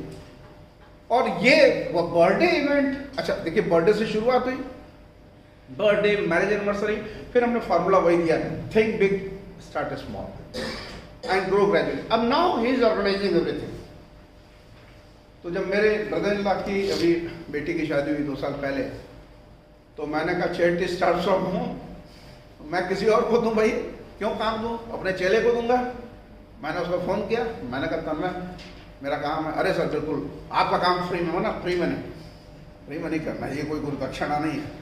मेरी गुरुदक्षिणा थोड़ी अलग होती है। वो बोलते सर क्या गुरुदक्षिणा? मेरा गुरुदक्षिणा ये है कि आप अपनी कंपनी को इतना बड़ा करो कि एक दिन अपने ही कॉलेज के कैंपस में आप कैंपस इंटरव्यू लेने के लिए आओ। That is the best, make your company. आपकी स्टार्टअप इतनी बड़ी होनी चाहिए कि कल को राजकीय इंजीनियरिंग कॉलेज आजमगढ़ में आके आप कैंपस इंटरव्यू लीजिए और आप सिलेक्शन थे। I think this is the biggest achievement of any state and he has done well. He has created the entire set of Baahubali. और फिर वो आजकल तो बड़ा कॉमन हो गया है और एवरीथिंग है। तो मतलब लोग उस जमाने में, ये कोविड के पहले की बात है, सॉरी 2 साल नहीं हो गया, 3 साल, 2019 की बात है। Everybody was mesmerized at that time कि कैसे ये कैसे सेट तैयार हो सकता है and a very reasonable cost. Just he has took 40,000 from us and he has created all this. तो आपको अपने आइडियाज पे वर्क करिए सबसे ज्यादा, क्योंकि if you have done well on the idea front, believe me friends, half of war you have already won. ठीक है? Then you name your business plan. क्योंकि आपको जहाँ भी मान के चलिए कोई वेंचर कैपिटल फर्म आती है टू प्रेजेंट योर प्लान, तो आपको अपने बिजनेस प्लान का नाम भी होना चाहिए and you give a introduction. क्योंकि कहीं भी बिजनेस प्लान में, जैसे आपसे भी अभी जब आप किसी कैंपस प्लेसमेंट प्रोसेस में जाएंगे, इंटरव्यू होगा आपका, तो एक बड़ा सिंपल सा सवाल सबसे पूछा जाता है, opening question which we call, tell us something about yourself. अब आप भी सरप्राइज हो जाएंगे कि यार मैंने तो सब सीवी में लिखा ही हुआ है, मेरा नाम क्या है, बर्थडे क्या है, ये क्या है, वो क्या है, सब तो लिखा हुआ है। Why is asking the question? मैं बता रहा हूँ आपको, please don't take it otherwise. आप अपनी सीवी मुझे भी दीजिए और मैं आपसे पूछूंगा tell us something about yourself, आप अपने ही सीवी की आधी चीजें नहीं बता पाएंगे, है कि नहीं ऐसा? नहीं आपका पता, आदमी लिखने को तो लिख देता है और लिखते भी आप बड़े जबरदस्त तरीके से हैं। स्ट्रेंथ वीकनेस लिखना है तो आप बगल वाले पूछते हैं तू क्या लिखा है, तेरी स्ट्रेंथ मेरी स्ट्रेंथ, मेरी वीकनेस तेरी स्ट्रेंथ, ऐसा कहीं होता है? हर आदमी की स्ट्रेंथ अलग है, हर आदमी की वीकनेस अलग है। ये ओपनिंग क्यों? क्योंकि वो इंटरव्यूअर जानना चाहता है कि जो आपने लिख के दिया है वो आप भी जानते हैं कि नहीं जानते हैं। This is your introduction, you are self introducing yourself. तो आपको यहाँ भी इंट्रोड्यूस कराना है अपने बिजनेस को कि what actually our business idea is all about. बहुत ही कॉन्क्रीट आप स्टेटमेंट्स दीजिए, बहुत लंबी चौड़ी कहानियां करने की जरूरत नहीं है, क्योंकि स्टार्टअप बोलता ज़्यादा नहीं है, काम ज़्यादा करता है। उल्टा काम मत करिए, बोलने का काम मत करिए, करने वाला काम करिए। तो बस कॉन्क्रीट चीज़ें डालिए इसके अंदर। And what kind of product and services you are having, brief, आगे हम डिटेल में बात करेंगे। Brief, why this business plan, significance. अब मैंने जैसे अभी आपको जितने भी मॉडल डिस्कस किए, हमने आपको गैप्स बताए थे, है ना? क्या है और क्या होना चाहिए, इसके बीच का एक गैप। जैसे मैंने अभी आपको जो डोंट वरी की बात की कि भाई ठीक है 1.5 लाख तक के तो इवेंट्स मैनेज करने वाली कंपनियां हैं, बट व्हाट अबाउट 25,000, 60,000, 40,000, 50,000? नहीं है। तो इसकी जरूरत है, that's why your business plan is. आप अमेजन को उठा के देखिए, आप फ्लिपकार्ट की बात हमने करी, ये सब में कहीं ना कहीं एक गैप था। There can be a bigger environmental issues also, which we call a disruptive innovation. The best example is a Tesla. आज के डेट में आप सब इंजीनियरिंग के स्टूडेंट्स हैं। टेस्ला एक डिसरप्टिव इनोवेशन के रूप में है, क्योंकि टेस्ला एक फोर्स ही कर रही है आगे के 20, 25, 30 साल बाद की कहानी कि when you won't have any petrol, when you won't have any diesel, तो आपके पास इलेक्ट्रिक जनरेशन का एक साधन होगा। लेकिन उसके लिए आपके पास एक इकोसिस्टम चाहिए होगा। अभी इंडिया में थोड़ा सा रोक लगा दिया हमारे गडकरी जी ने कि इधर ही बनाओ। वो बोलता है उधर चाइना में बनाएंगे, इधर बेचेंगे। बोला क्या मार्केट थोड़ी है इंडिया, इधर मैन्युफैक्चरिंग हब बनाओ, मेक इन इंडिया इधर बनाओ, इधर बनाओ। तो हमारे स्मॉल स्केल के इंडस्ट्री के लोग लेंगे। आप जैसे लोग हैं छोटे छोटे स्पेयर पार्ट्स का कोई काम शुरू किया, जिसको ना OEM बोलते हैं, ओरिजिनल इक्विपमेंट मैन्युफैक्चरर्स, तो we will supply to the Tesla. Steering हम बनाएंगे, स्टीयरिंग सप्लाई करेंगे, और जो कि whatever things are there. But at the same time you will need the charging stations also. Charging कहाँ पे होगी? अब इसमें भी टाटा ने just announce that they will also come with electric car with 12 lakh rupees, क्योंकि अभी जो टेस्ला का एस्टिमेशन है वो करीब 40 लाख के आसपास आ रहा है। तो टाटा तो हमारे बहुत विजनरी आदमी है, उन्होंने कहा to hell with the 40 lakh, will produce 12 lakh. अब इनको तो हिंदुस्तान के पूरे वर्ल्ड में कोई हरा नहीं पाएगा इस मामले में टाटा साहब को, उनके पास इतना बड़ा टैलेंट है। और वही आप ही लोग हैं, कौन टैलेंट है? आप हैं। आप उसकी कॉस्ट को, अरे जब 1 लाख की गाड़ी निकाल सकते हैं, पोजिशनिंग में गड़बड़ हुआ ना, कार में थोड़ा कोई प्रॉब्लम थी, आपने पोजिशनिंग गड़बड़ किया था। और वही रिवर्स इनोवेशन में आपको पता है टाटा नैनो इस समय फ्रांस और जर्मनी बिक रही है, क्योंकि in that society car is not a status symbol. आपको पता होना चाहिए फ्रांस और जर्मनी में कार कोई स्टेटस सिंबल थोड़ी है, अनलेस वो बहुत हाई एंड की कोई कार है आपके पास, रॉल्स रॉयस ऐसा उधर रखे हुए तो बात अलग है। बाकी कार उनके लिए यूटिलिटी व्हीकल है, इधर से उधर जाना, उधर से इधर आना, बस दैट्स ऑल। और चार्जिंग स्टेशन की बात मैं बताऊं आपको, चार्जिंग स्टेशन में जो अभी एक एस्टिमेशन आया है कि अगर एक कार की बैटरी को चार्ज होना है तो 20 to 25 मिनट्स इट में टेक। अब आप कल्पना करिए, अभी आप पेट्रोल पंप पे खड़े होते हैं तो how much time it takes to fill that? 1 minute, more than 1 or 2 minutes, not more than that. Leave the time, जो क्यू में आप खड़े हो उसको छोड़ दीजिए, हराने में 1 से 2 मिनट। और आपका अगर एक एक बैटरी चार्ज होने में 25 मिनट लगेगा तो भगवान जाने कितनी लंबी लाइन लग जाएगी इस देश के अंदर। तो अभी जो टाटा जिससे वर्क कर रहे हैं वो रिन्यूएबल बैटरीज, जैसे आपके घर का गैस सिलेंडर होता है, आपने पुराना गैस सिलेंडर दिया, दूसरा नया वाला ले लिया, तो वो जैसे आपकी बैटरी आप गए, उसने निकाला, तुरंत वहीं पे टेस्ट किया कितने % बचा, मानिए 20% उसमें अभी बचा हुआ है, 10% बचा हुआ, उसने तुरंत इमीडिएट नई बैटरी लगाई, उतना प्राइस डिडक्ट किया उसमें से और आपको उतना पैसा दिया। उसमें ये एस्टिमेशन है कि it will take 5 to 7 minutes. तो 5 to 7 मिनट्स अगर उसको फास्ट कर दिया जाएगा तो शायद थोड़ा और भी कम हो जाएगा, that you can be 5 to 7 minutes. तो what I am trying to say कि जब आपने सिग्निफिकेंस बताइए तो उसकी फिजिबिलिटी को भी स्टडी करिए, क्या ये बिजनेस भारतीय वातावरण में संभव। दूसरे उसके लिए एक अच्छी रोड चाहिए, और हमारी रोड तो माशाल्लाह,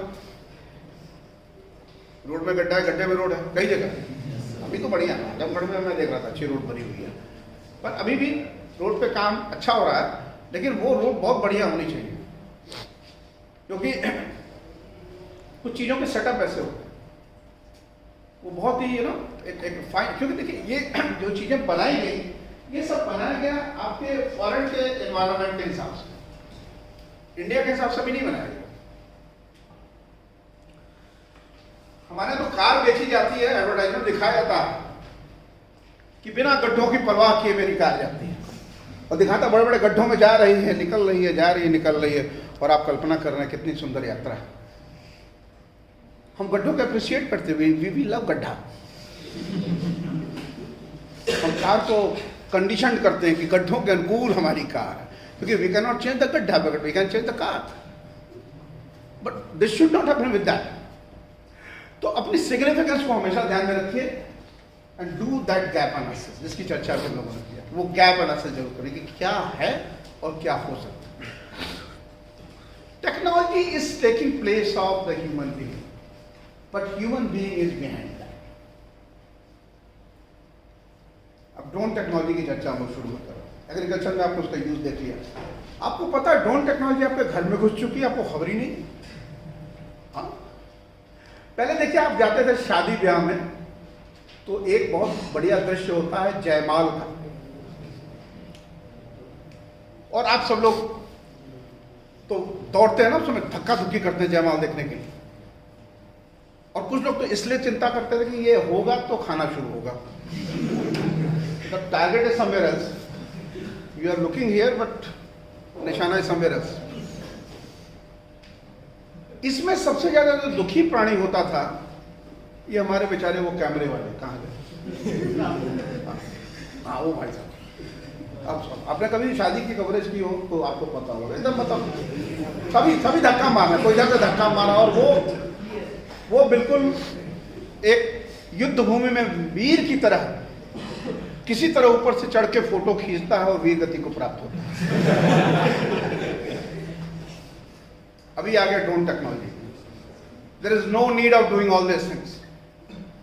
वो बड़ा वाला जो हैंडी व वीडियो कैमरा होता था, बेचारा कंधे पे रख के लाद लूद के पहुंच रहा, जो सब कुछ खींच रहा, और उसका विशेष ध्यान आपके खाने की प्लेट पे रहता था।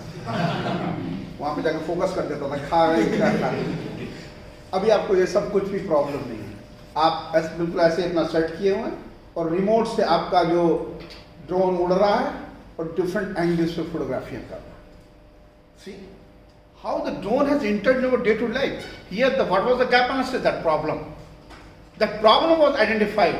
Problem of that great cameraman.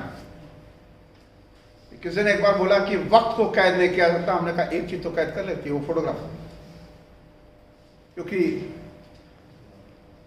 शादी के 33 साल हो गए हमारे, मैं कभी कभी अपनी फोटो को देखता हूं तो मैं कहता तो अच्छा ये मैं हूं। और गनीमत देखिए, उस समय मेरे सर पे बाल हुआ करते थे, तो ये भी लगता है कि अच्छा मेरे सर पे बाल हुआ करते थे। मैं पैदाइशी ऐसा नहीं भाई। You have to understand, you have to understand and see being an innovator. आप उस गैप एनालिसिस की इतनी बढ़िया काम कर लेंगे, आपका सक्सेस ऑफ बिजनेस मॉडल वही हो जाएगा। मैं एक छोटा एग्जांपल और देके फिर आगे बढ़ूंगा।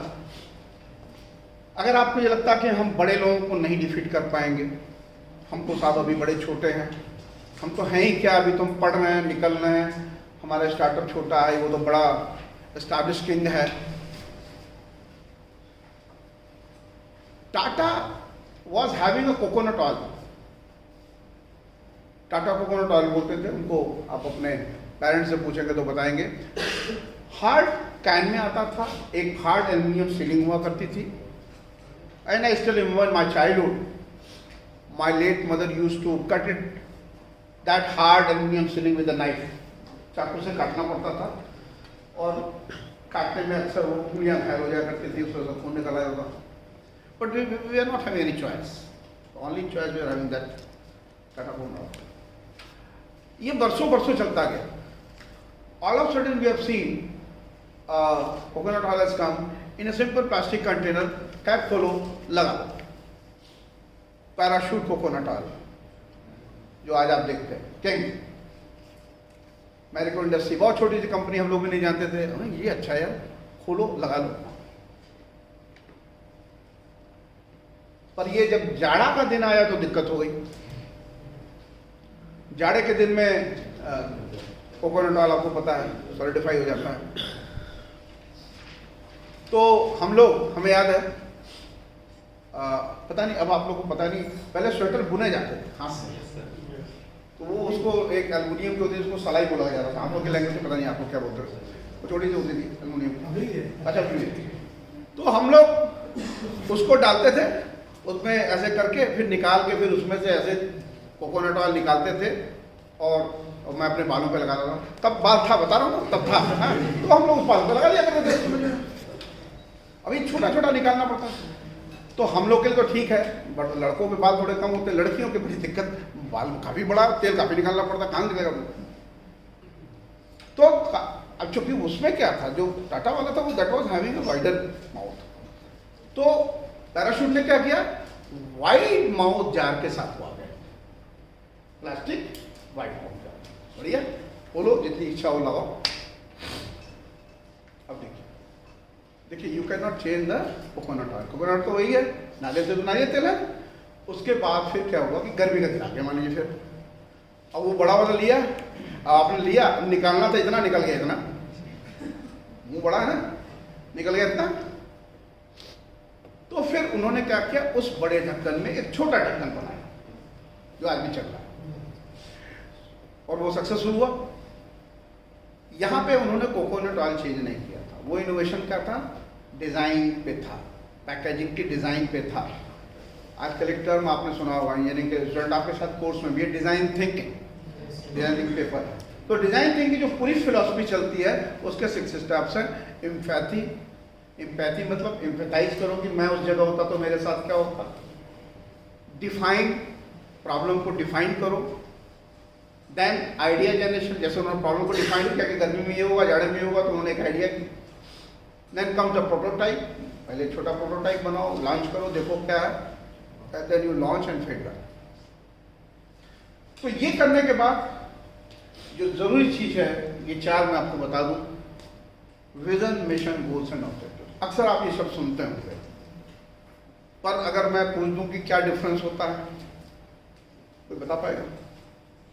Vision, mission, goals and objectives में विजन मतलब what you wish to be in the long run. आप लॉन्ग रन में क्या होना चाहते हैं। आप कहेंगे ना कि we wish to be the top most company in this field, number 1 company of India, या आपने अपना भी कोई विजन रखा होगा, I wish to become the CEO of the जी, CEO of Wipro, yes, this should be your vision. And mission is the present purpose of your existence. इसलिए अभी आप आए बीटेक करने के लिए, BE करने के लिए, तो आपका मिशन क्या है भाई, पढ़ाई लिखा करना, अच्छा पढ़ना लिखना, अच्छी स्किल डेवलप करना, अच्छी नॉलेज ग्रहण करनी है, अपने टीचर्स के साथ मिलकर डिस्कशन करना है, नए कुछ एक्सपेरिमेंट्स करने हैं, like that. And goal is normally divide two 3 part, short term, mid term, long term. Short term बोलते हैं 3 to 5 years, mid term 5 to 10 years, long term 10 to 15 years, 10 years and above. तो आपकी company का भी ऐसे ही एक vision होना चाहिए, मिशन होना चाहिए, गोल होने चाहिए। 3 साल से 5 साल में क्या होना है, 5 से 10 में क्या होना है, 10 से आगे क्या होना है, and objective, the way to achieve that goal, ये तरीका होता है।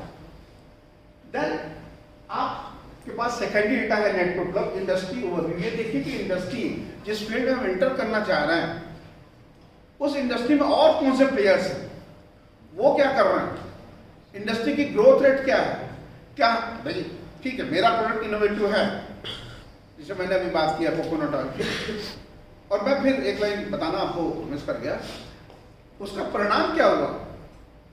आप सरप्राइज करेंगे कि टाटा ने अपना कोकोनट ऑयल लीवर को बेच दिया। इतनी बड़ी company Tata, Tomco Tata oil mill company was sold to the Lever. एक छोटी कंपनी मेरिको इंडस्ट्री ने हिला दी अपनी बड़ी कंपनी को, just on the basis of innovation. तो आप कुछ भी कर सकते हैं, ऐसा कुछ नहीं है कि वो बड़ा है तो नहीं कर पाएगा, वो कर पाएगा और हम शुरुआत कर रहे हैं तो नहीं कर पाएंगे। आप कर सकते हैं, you must have some innovation like that. तो आप हैं कोकोनट ऑयल में, लेकिन देखिए तो कि कोकोनट ऑयल का कंजम्पशन पैटर्न क्या है, इंडस्ट्री पैटर्न क्या है, कहाँ पे इसकी यूज होती है, कहाँ यूज नहीं होती है। तो you will have an industry overview. हाँ नेक्स्ट। तो अब मेरा समय मेरे पास बहुत कम समय दिया हुआ है, तो मैं जल्दी आपको, मैंने देखिए मैक्सिमम अभी जमीन बना दी है, नींव तैयार है, बाकी चीजें आपको समझने में ज्यादा समय नहीं लगेगा। और ये पीपीटी मैं आपके लिए छोड़ जाऊंगा, ठीक है ना, क्योंकि मेरी कोई भी इंटेलेक्चुअल प्रॉपर्टी वो मेरे बच्चों की प्रॉपर्टी है। तो कुछ लोग ऐसा करते हैं, ले यार डिलीट करो, अरे कौन सा ऐसा ज्ञान है यार, ज्ञान कुछ नहीं है, ज्ञान वो है जो बांटने से बढ़ता है। आप उसको संकुचित मत करिए, आपको सर रहेंगे, आपको ये दे देंगे, मेरा नंबर भी आपको शेयर हो जाएगा। At any point of time जब भी अपनी आप स्टार्टअप शुरू करोगे, I am there with you, don't worry, मैं हेल्प करूंगा। और ये हमारे जो छोटे भाई अमरीश सिंह साहब, इन्होंने लाए तो बोले कि सर आपको तो मैं ही वेलकम कर पाऊंगा। मैंने मेरे घर में क्या वेलकम यार, घर में कोई वेलकम करता है क्या जैसे। तो अभी आप क्या करेंगे, मार्केट एनालिसिस करेंगे, मार्केट को समझिए। आपका प्राइमरी डेटा कलेक्शन मतलब समझते हैं, क्वेश्चन बनाइए, सर्वे करिए, रियल सर्वे करिए, लोग क्या सोचते हैं, लोगों की एक्सपेक्टेशंस क्या हैं, लोगों की नीड्स क्या हैं, लोगों की जरूरतें क्या हैं। सेकेंड डेटा आपको मिलेगा जो ऑलरेडी वर्क कर चुके हैं, लोग जेन्युइन वर्क कर चुके हैं, वो भी डेटा आपके पास मिल जाएगा। आजकल तो इंटरनेट में बहुत से डेटा अवेलेबल होते हैं, बट आप प्राइमरी डेटा सर्वे जरूर करिए, क्योंकि वो इन डेप्थ इंफॉर्मेशन आपको तुरंत मिलेगी। And please I am telling you one thing, आजकल एक शॉर्टकट आपको मारकर मत मारिएगा कि आप लोगों गूगल फॉर्म जनरेट कर देते हैं, व्हाट्सएप पे मार देते हैं, ये सब गलतियां मत करिएगा।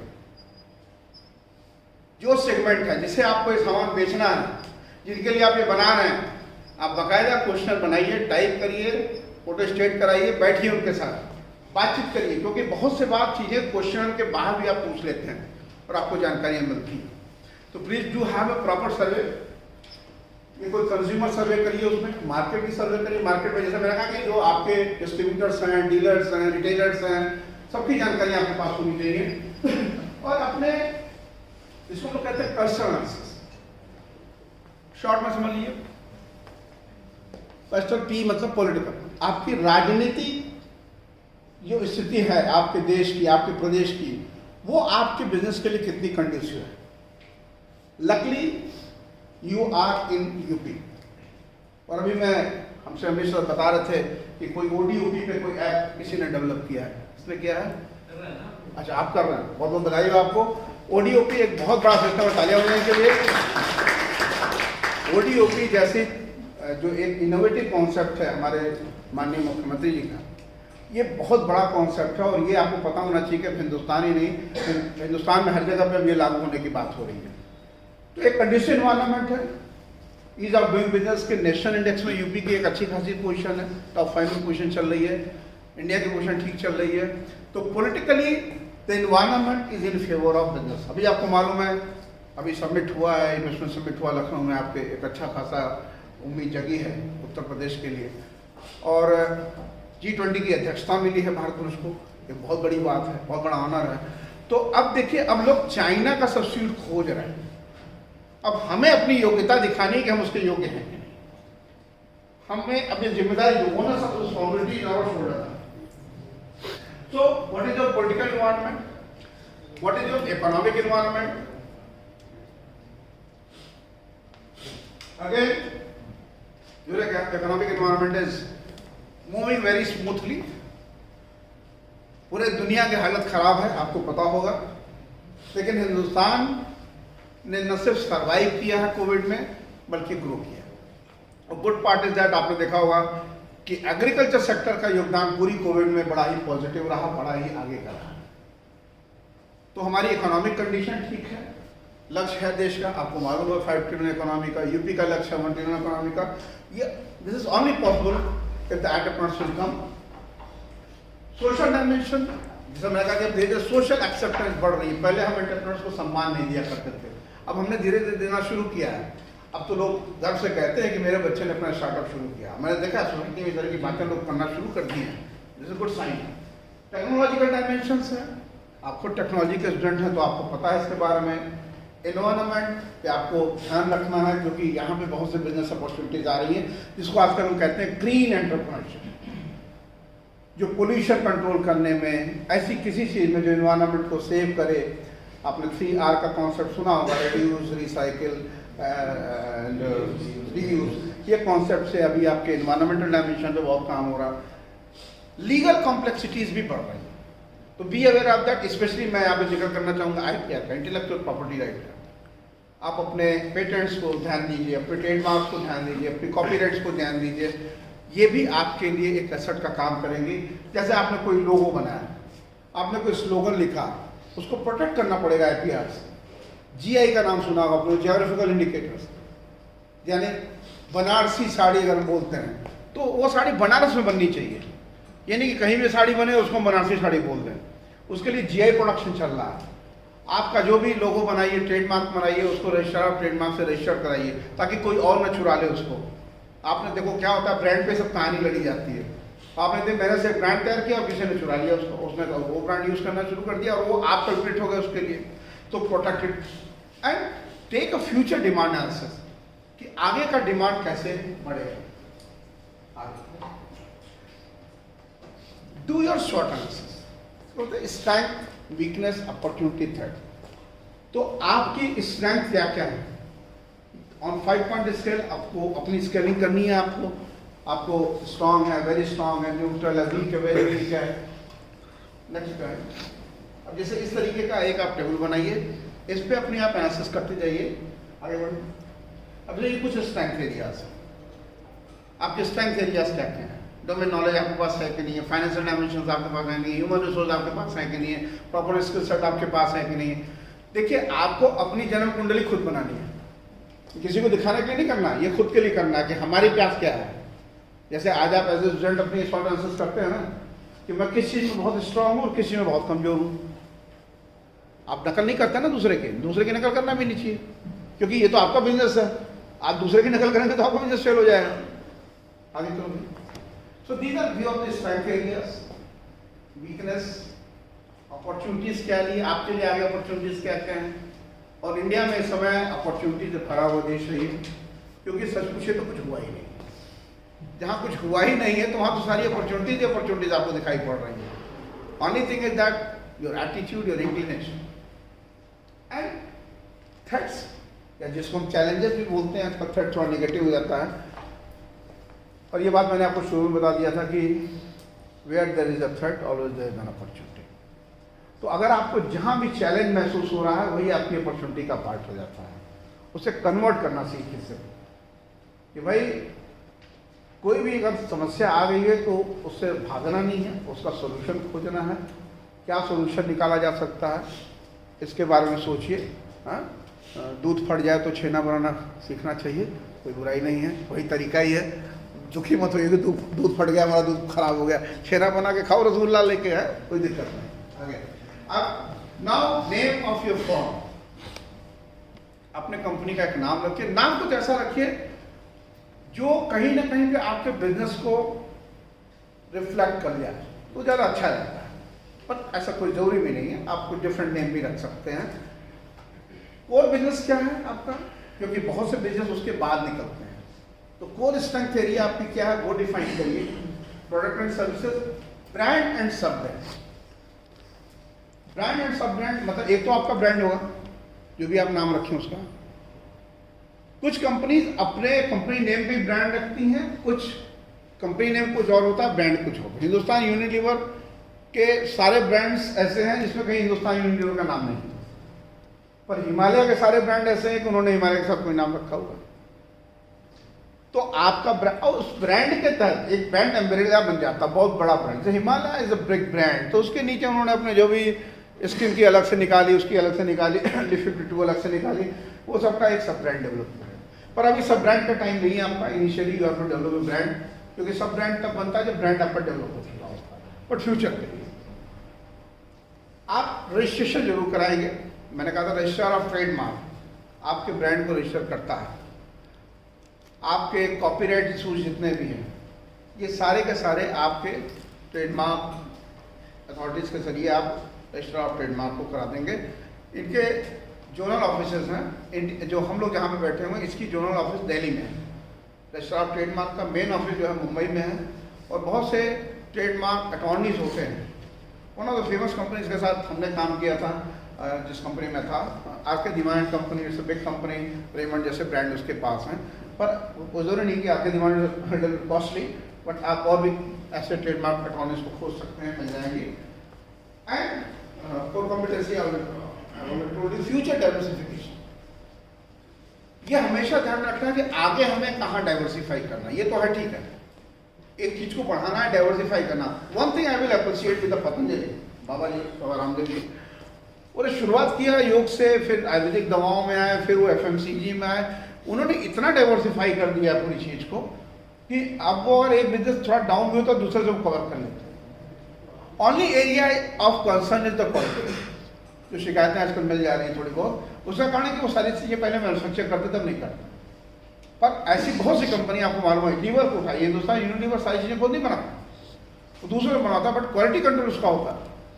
पार्ले बिस्कुट खुद सारे बिस्कुट नहीं बनाते, आपके बनारस में भी रामनगर में उसका प्लांट है, बट उनके क्वालिटी कंट्रोल के लोग बैठे होते हैं। तो क्वालिटी पे फोकस आपका होना चाहिए, चाहे जिससे बनवाए। Then do your segmentation. आप किस जियोग्राफिकल रीजन के लिए अपने प्रोडक्ट को तैयार कर रहे हैं, किस जेंडर के लिए तैयार कर रहे हैं, किस एज ग्रुप के लिए तैयार कर रहे हैं, किस क्लास के लिए तैयार कर रहे हैं, किस साइकोलॉजिकल, जिसको साइकोग्राफी बोला जाता है। जैसे फॉर एग्जाम्पल मैरिज के जो कपड़े होते हैं शादी के समय, आप सभी शादी के समय थोड़ा स्पेशली ड्रेस हो जाते हैं, पर वो स्पेशली ड्रेस कपड़े शादी के समय ही आप पहनते हैं, शेरवानी वरवानी जो पहनते हैं। हिंदी सीरियल की बात मैं नहीं कर रहा हूँ, वो तो 24 आवर शेरवानी पहनता है, उसको छोड़ो, वो दुनिया नहीं है। दुनिया वो नहीं है, दुनिया वो है जो एक्चुअली आप क्या करते हैं। वो उसको कहते हैं एक साइकोग्राफिक सेगमेंटेशन में आता है, जहाँ पे उसको कि खास प्रयोजन के लिए खास समय अंतराल पे उस चीज को हम पहनते हैं, उस ओकेजन के बाद उसको नहीं पहनते। तो ऐसे बहुत सी चीजें बनाई जाती हैं हिंदुस्तान में जो खास ओकेजन के लिए बनाई जाती हैं। केक, बर्थडे होगा तो आप केक यूज करते हैं ना, तब मोमबत्तियां लगाते हैं, केक काटते हैं, ये एक सेरेमनी होती है एक तरीके की। ये थोड़ी कि आप रोज केक लाएंगे और 4 आदमी बुला के केक कटवाएंगे, काय कटवा रहे हो, हमारा मन कर रहा। ओके, ठीक है। तो ये बिहेवियरल डायमेंशंस को समझिए, साइकोग्राफी को समझिए, देन यू टारगेट। अब आप बड़ा सेगमेंट मान के चलिए कि आपने कहा साहब ये ठीक है, ये लेडीज के लिए है 25 टू या 20 टू 35 ईयर्स एज ब्रैकेट में लेडीज के लिए हम कपड़ा बनवा रहे हैं, ये हमारी ड्रेसिंग का ये हुआ है। तो वो तो ठीक है, पर पूरे हिंदुस्तान में तो आप एक साथ लॉन्च नहीं कर सकते, और हर जगह का ड्रेसिंग पैटर्न अलग अलग है। अब आप नॉर्थ इंडिया में, तो आपने क्या किया, आपने टारगेट कर दिया कि साहब नॉर्थ इंडिया में हम फिलहाल यूपी पे टारगेट करेंगे, पहले हम उत्तर प्रदेश में टारगेट करेंगे, यहाँ पे हम देखेंगे, इसकी टेस्ट मार्केटिंग करेंगे, क्या रिस्पॉन्स आ रहा है, then we will move to the another state. तो you do the target and you make a positioning. अपने प्रोडक्ट के दिमाग में पोजिशनिंग बनानी पड़ती है थ्रू कैंपेन अदर थिंग्स। जैसे मैं आपको कहता हूं मूव क्रीम सुना ना, मूव, तो मूव बोलते दिमाग में क्या आता है, किस चीज के लिए क्रीम है, पेन, जोड़ों के दर्द के लिए। पर उसी में एक और क्रीम है, हम बोलते हैं आयोडेक्स, वहां क्या माइंड में आता है, मोच वोच हो जाए तो उसके लिए विक्स, सर्दी जुकाम हो जाए, सर दर्द हो जाए। तो आप देखिए मिलता जुलता सेगमेंट है, लेकिन सबने अपनी पोजिशनिंग बहुत ही फाइनली अलग की हुई लेकर। तो आपके ब्रांड की पोजिशनिंग इस ढंग से हो कि जैसे फेविकोल बोलते हैं तुरंत एडेसिव दिमाग में आ जाता है, फेविकोल का मजबूत जोड़ है, टूटेगा नहीं। तो आपके प्रोडक्ट की पोजिशनिंग ऐसी हो कि जैसे हमें जरूरत महसूस हो जाए हम तुरंत उस ब्रांड को याद करने लगे। जैसे मैं कहूं कि अगर आपको पिज्जा खाने की जरूरत महसूस हो तो आप किस ब्रांड का नाम लेंगे, ऑब्वियसली। तो आपको ये क्यों ब्रांड आपके दिमाग में आ जा रहा, क्योंकि उन्होंने अपनी पोजिशनिंग इस ढंग से किया हुआ। बस ये these are types of businesses जो आपके डिफरेंट टाइप्स ऑफ बिजनेसेस हैं। मेमोरेंडम आर्टिकल ऑफ एसोसिएशन आपको, ये आपके सीए वगैरह आपके हेल्प कर देंगे जब भी आपको सब काम करना होगा।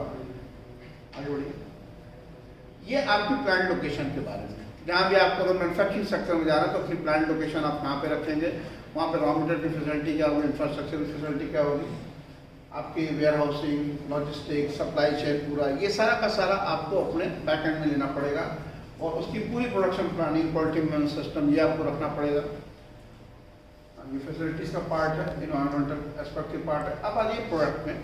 प्रोडक्ट में आपके प्रोडक्ट में मेन चीज़ है कि आपके प्रोडक्ट पे जैसे इस पर काफ़ी चर्चा हो चुकी है, मैं बहुत ज़्यादा समय लूँगा कि उसके इनोवेशन पे फोकस करिए और उसकी प्रेजेंटेशन पे फोकस करिए. How will you present that? This a packaging part. So these are few of the features. And then your pricing. Pricing का मतलब सिर्फ एमआरपी से मत समझिए. आपकी एक प्राइस होती है जो रिटेलर के लिए होती है, अगली प्राइस आपके डिस्ट्रीब्यूटर के लिए होती है. तो थोड़ा नए प्रोडक्ट में क्या होता है, थोड़ा सा प्रॉफिट मार्जिन ज़्यादा देना पड़ता है. इसको कहते हैं पुश सेलिंग, पुल सेलिंग. पुश सेलिंग में अगर मार्जिन ज़्यादा देंगे तो आपके प्रोडक्ट को आगे बढ़ाने की कोशिश करेगा, और जब डिमांड एक बार जनरेट हो जाएगी तो उसको बोलते हैं पुल सेलिंग. आप खुद जाके मांगना शुरू कर देंगे. ठीक है. तो ये प्लेस मतलब डिस्ट्रीब्यूशन आपका कैसे. प्रमोशन. अब देखिए आजकल ये तो मैंने जो दिया ये बड़े ट्रेडिशनल मीटिंग्स हैं. अब आजकल डिजिटल मार्केटिंग का दौर आ गया है.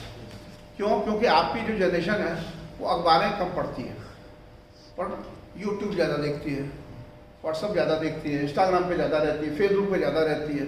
तो हमें कोशिश करना है कि हमें, अगर मेरे सेगमेंट में यूथ है तो हम वहाँ रहें जहाँ यूथ है. हम वहाँ हैं जहाँ यूथ नहीं है तो फायदा क्या हो, उतना पैसा भी बर्बाद चला गया हमारे जाकर के. और आपने देखा होगा, आप इंस्टाग्राम पे होते हैं, आपने कोई भी एक ऐड क्लिक किया नहीं कि उसी टाइप के दूसरे तीसरे चौथे ऐड आने शुरू करते हैं, क्योंकि वो एआई बेस्ड होता है. ठीक है. एंड पीपल, आपके लोग, इनको आप ले रहे हैं अपनी सेल्स टीम में, क्योंकि यह बड़ी समस्या है आज के समय में अच्छे लोगों को मिल पाना. If you are getting this people, you are lucky.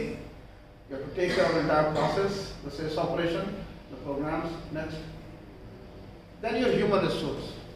तो मैंने जब बोला ना थिंक बिग स्टार्ट स्मॉल, तो स्टार्ट स्मॉल में फिर आपको शुरू में जरूरत भी कम होगी, पर कोशिश करिए शुरू में मैक्सिमम काम खुद करने का, क्योंकि 4 आदमी का पैसा भी बचाना है. और एक बात है, जब अच्छा सब कुछ काम सीख जाएंगे तो when you reach to a senior position you can control the entire organisation. Financial काम थोड़ा कॉम्प्लिकेटेड है, समय भी नहीं है. सिंपल सी बात है, 2 चीजें हैं, अपना खर्चा, अपनी कमाई. कहाँ कहाँ पे आपका खर्च होना है उसकी पहले टेबल बनाइए. टोटल फंड रिक्वायरमेंट पता करिए. किसी भी फंडिंग एजेंसी के बाद आप जाएंगे तो पूछेगा कि भाई तुम्हारी फंड रिक्वायरमेंट क्या होगा, तो आप ऐसे रैंडमली नहीं बोल देंगे कि 2 करोड़ दे दो. आपको कम से कम पैसे शुरू करना. कोशिश करिए, इसको कहते हैं बूट स्ट्रैपिंग, यानी अपने ही फाइनेंस से कोशिश करिए बिजनेस को स्टार्ट करने का, छोटे स्तर पे. मैन्युफैक्चरिंग में नहीं हो पाएगा, क्योंकि मैन्युफैक्चरिंग में आपको प्लांट मशीनरी सब स्टैब्लिश करनी पड़ती है, पर सर्विस इंडस्ट्री पॉसिबल है, IT सेक्टर में पॉसिबल है. ठीक है. और दूसरा खर्च, तो कमाई और खर्च, ये 2 चीज को रख लीजिए सामने. कैश फ्लो पे ध्यान रखिए, यानी कम पैसा खर्च हो और पैसा ज्यादा आए आपके पास. तो पहले कॉस्ट पे ध्यान दीजिए, but one thing you should never compromise and that is the quality. ये नहीं कि कॉस्ट बचाने के चक्कर में आपने रॉ मटेरियल इंफीरियर क्वालिटी का लेना शुरू कर दिया. Quality of raw material as well as quality of human being. आपके लोग जो हैं वो वाले नहीं, वो टकिया वाले नहीं होने चाहिए. अच्छे ह्यूमन बीइंग को, अच्छे प्रोफेशनल्स को लीजिए और गिव देम अ फ्यूचर. या तुम स्टार्टअप से जुड़ोगे तो तुम इस कंपनी के वाइस प्रेसिडेंट बनोगे.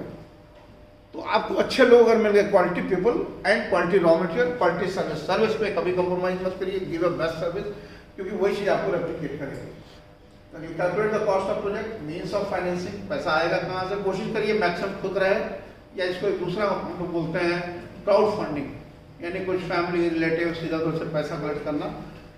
फाइनेंशियल इंस्टीट्यूशन के पास बहुत आखिरी में जाइए आपको, क्योंकि एक चीज़ याद रखिए, कोई भी मुफ्त में पैसा आपको नहीं देता है. जो देगा उसे चाहिए वापस. ये मत सोचो शार्क टैंक वाले फ्री में पैसा बांट रहे हैं, ऐसा कुछ नहीं. प्रॉफिटेबिलिटी आपकी क्या नहीं है. एक बहुत इंपॉर्टेंट चीज है वर्किंग कैपिटल. वर्किंग कैपिटल मतलब वो पैसा जो आपके डे टू डे लाइफ में यूज होने वाला है. जैसे आप अपने घर में, आपकी मदर कुछ पैसा रखती हैं ताकि आपके डेली रिक्वायरमेंट्स को फुलफिल किया जा सके. तो कैश इनफ्लो, कैश आउटफ्लो. पैसा अगर कम आ रहा है और पैसा ज्यादा जा रहा है तो आप क्या करेंगे, आप अपनी वर्किंग कैपिटल में से पैसा निकाल के देना शुरू कर देंगे. तो एक समय बाद आएगा कि लोगों की सैलरी देने के लिए पैसा नहीं होगा, आपकी इलेक्ट्रिसिटी बिल देने के लिए पैसा नहीं होगा, फोन का बिल देने के लिए पैसा नहीं होगा, and company will get collapse. तो यही था भाई. Thank you.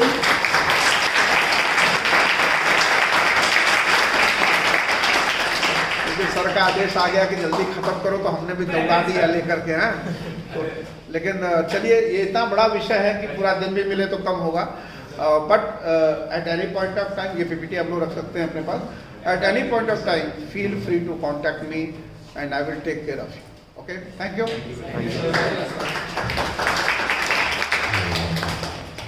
Thank you very much, Professor. I can confidently say that this is one of the best session in this workshop. And the session has been provided various insights of business development and business planning. Now, winding up the session with vote of thanks from Dr. Kaushal Shukla sir, co-convener of this workshop. Sir, please come.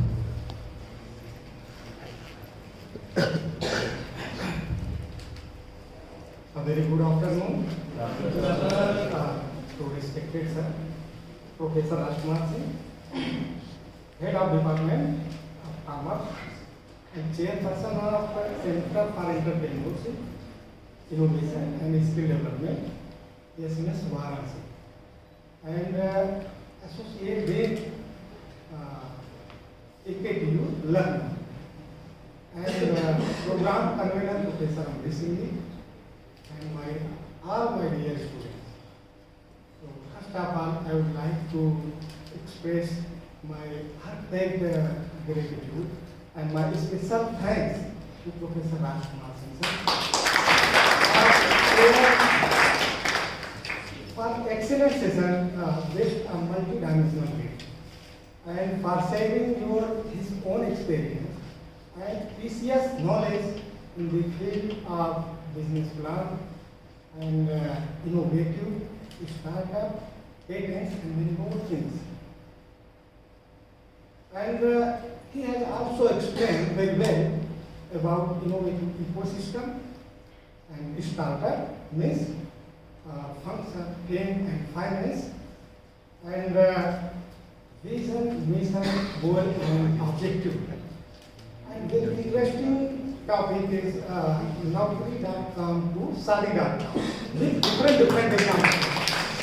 So I hope and I am sure his own experience and valuable knowledge will give more proper orientation, proper motivation to our beloved students. So thank you, sir.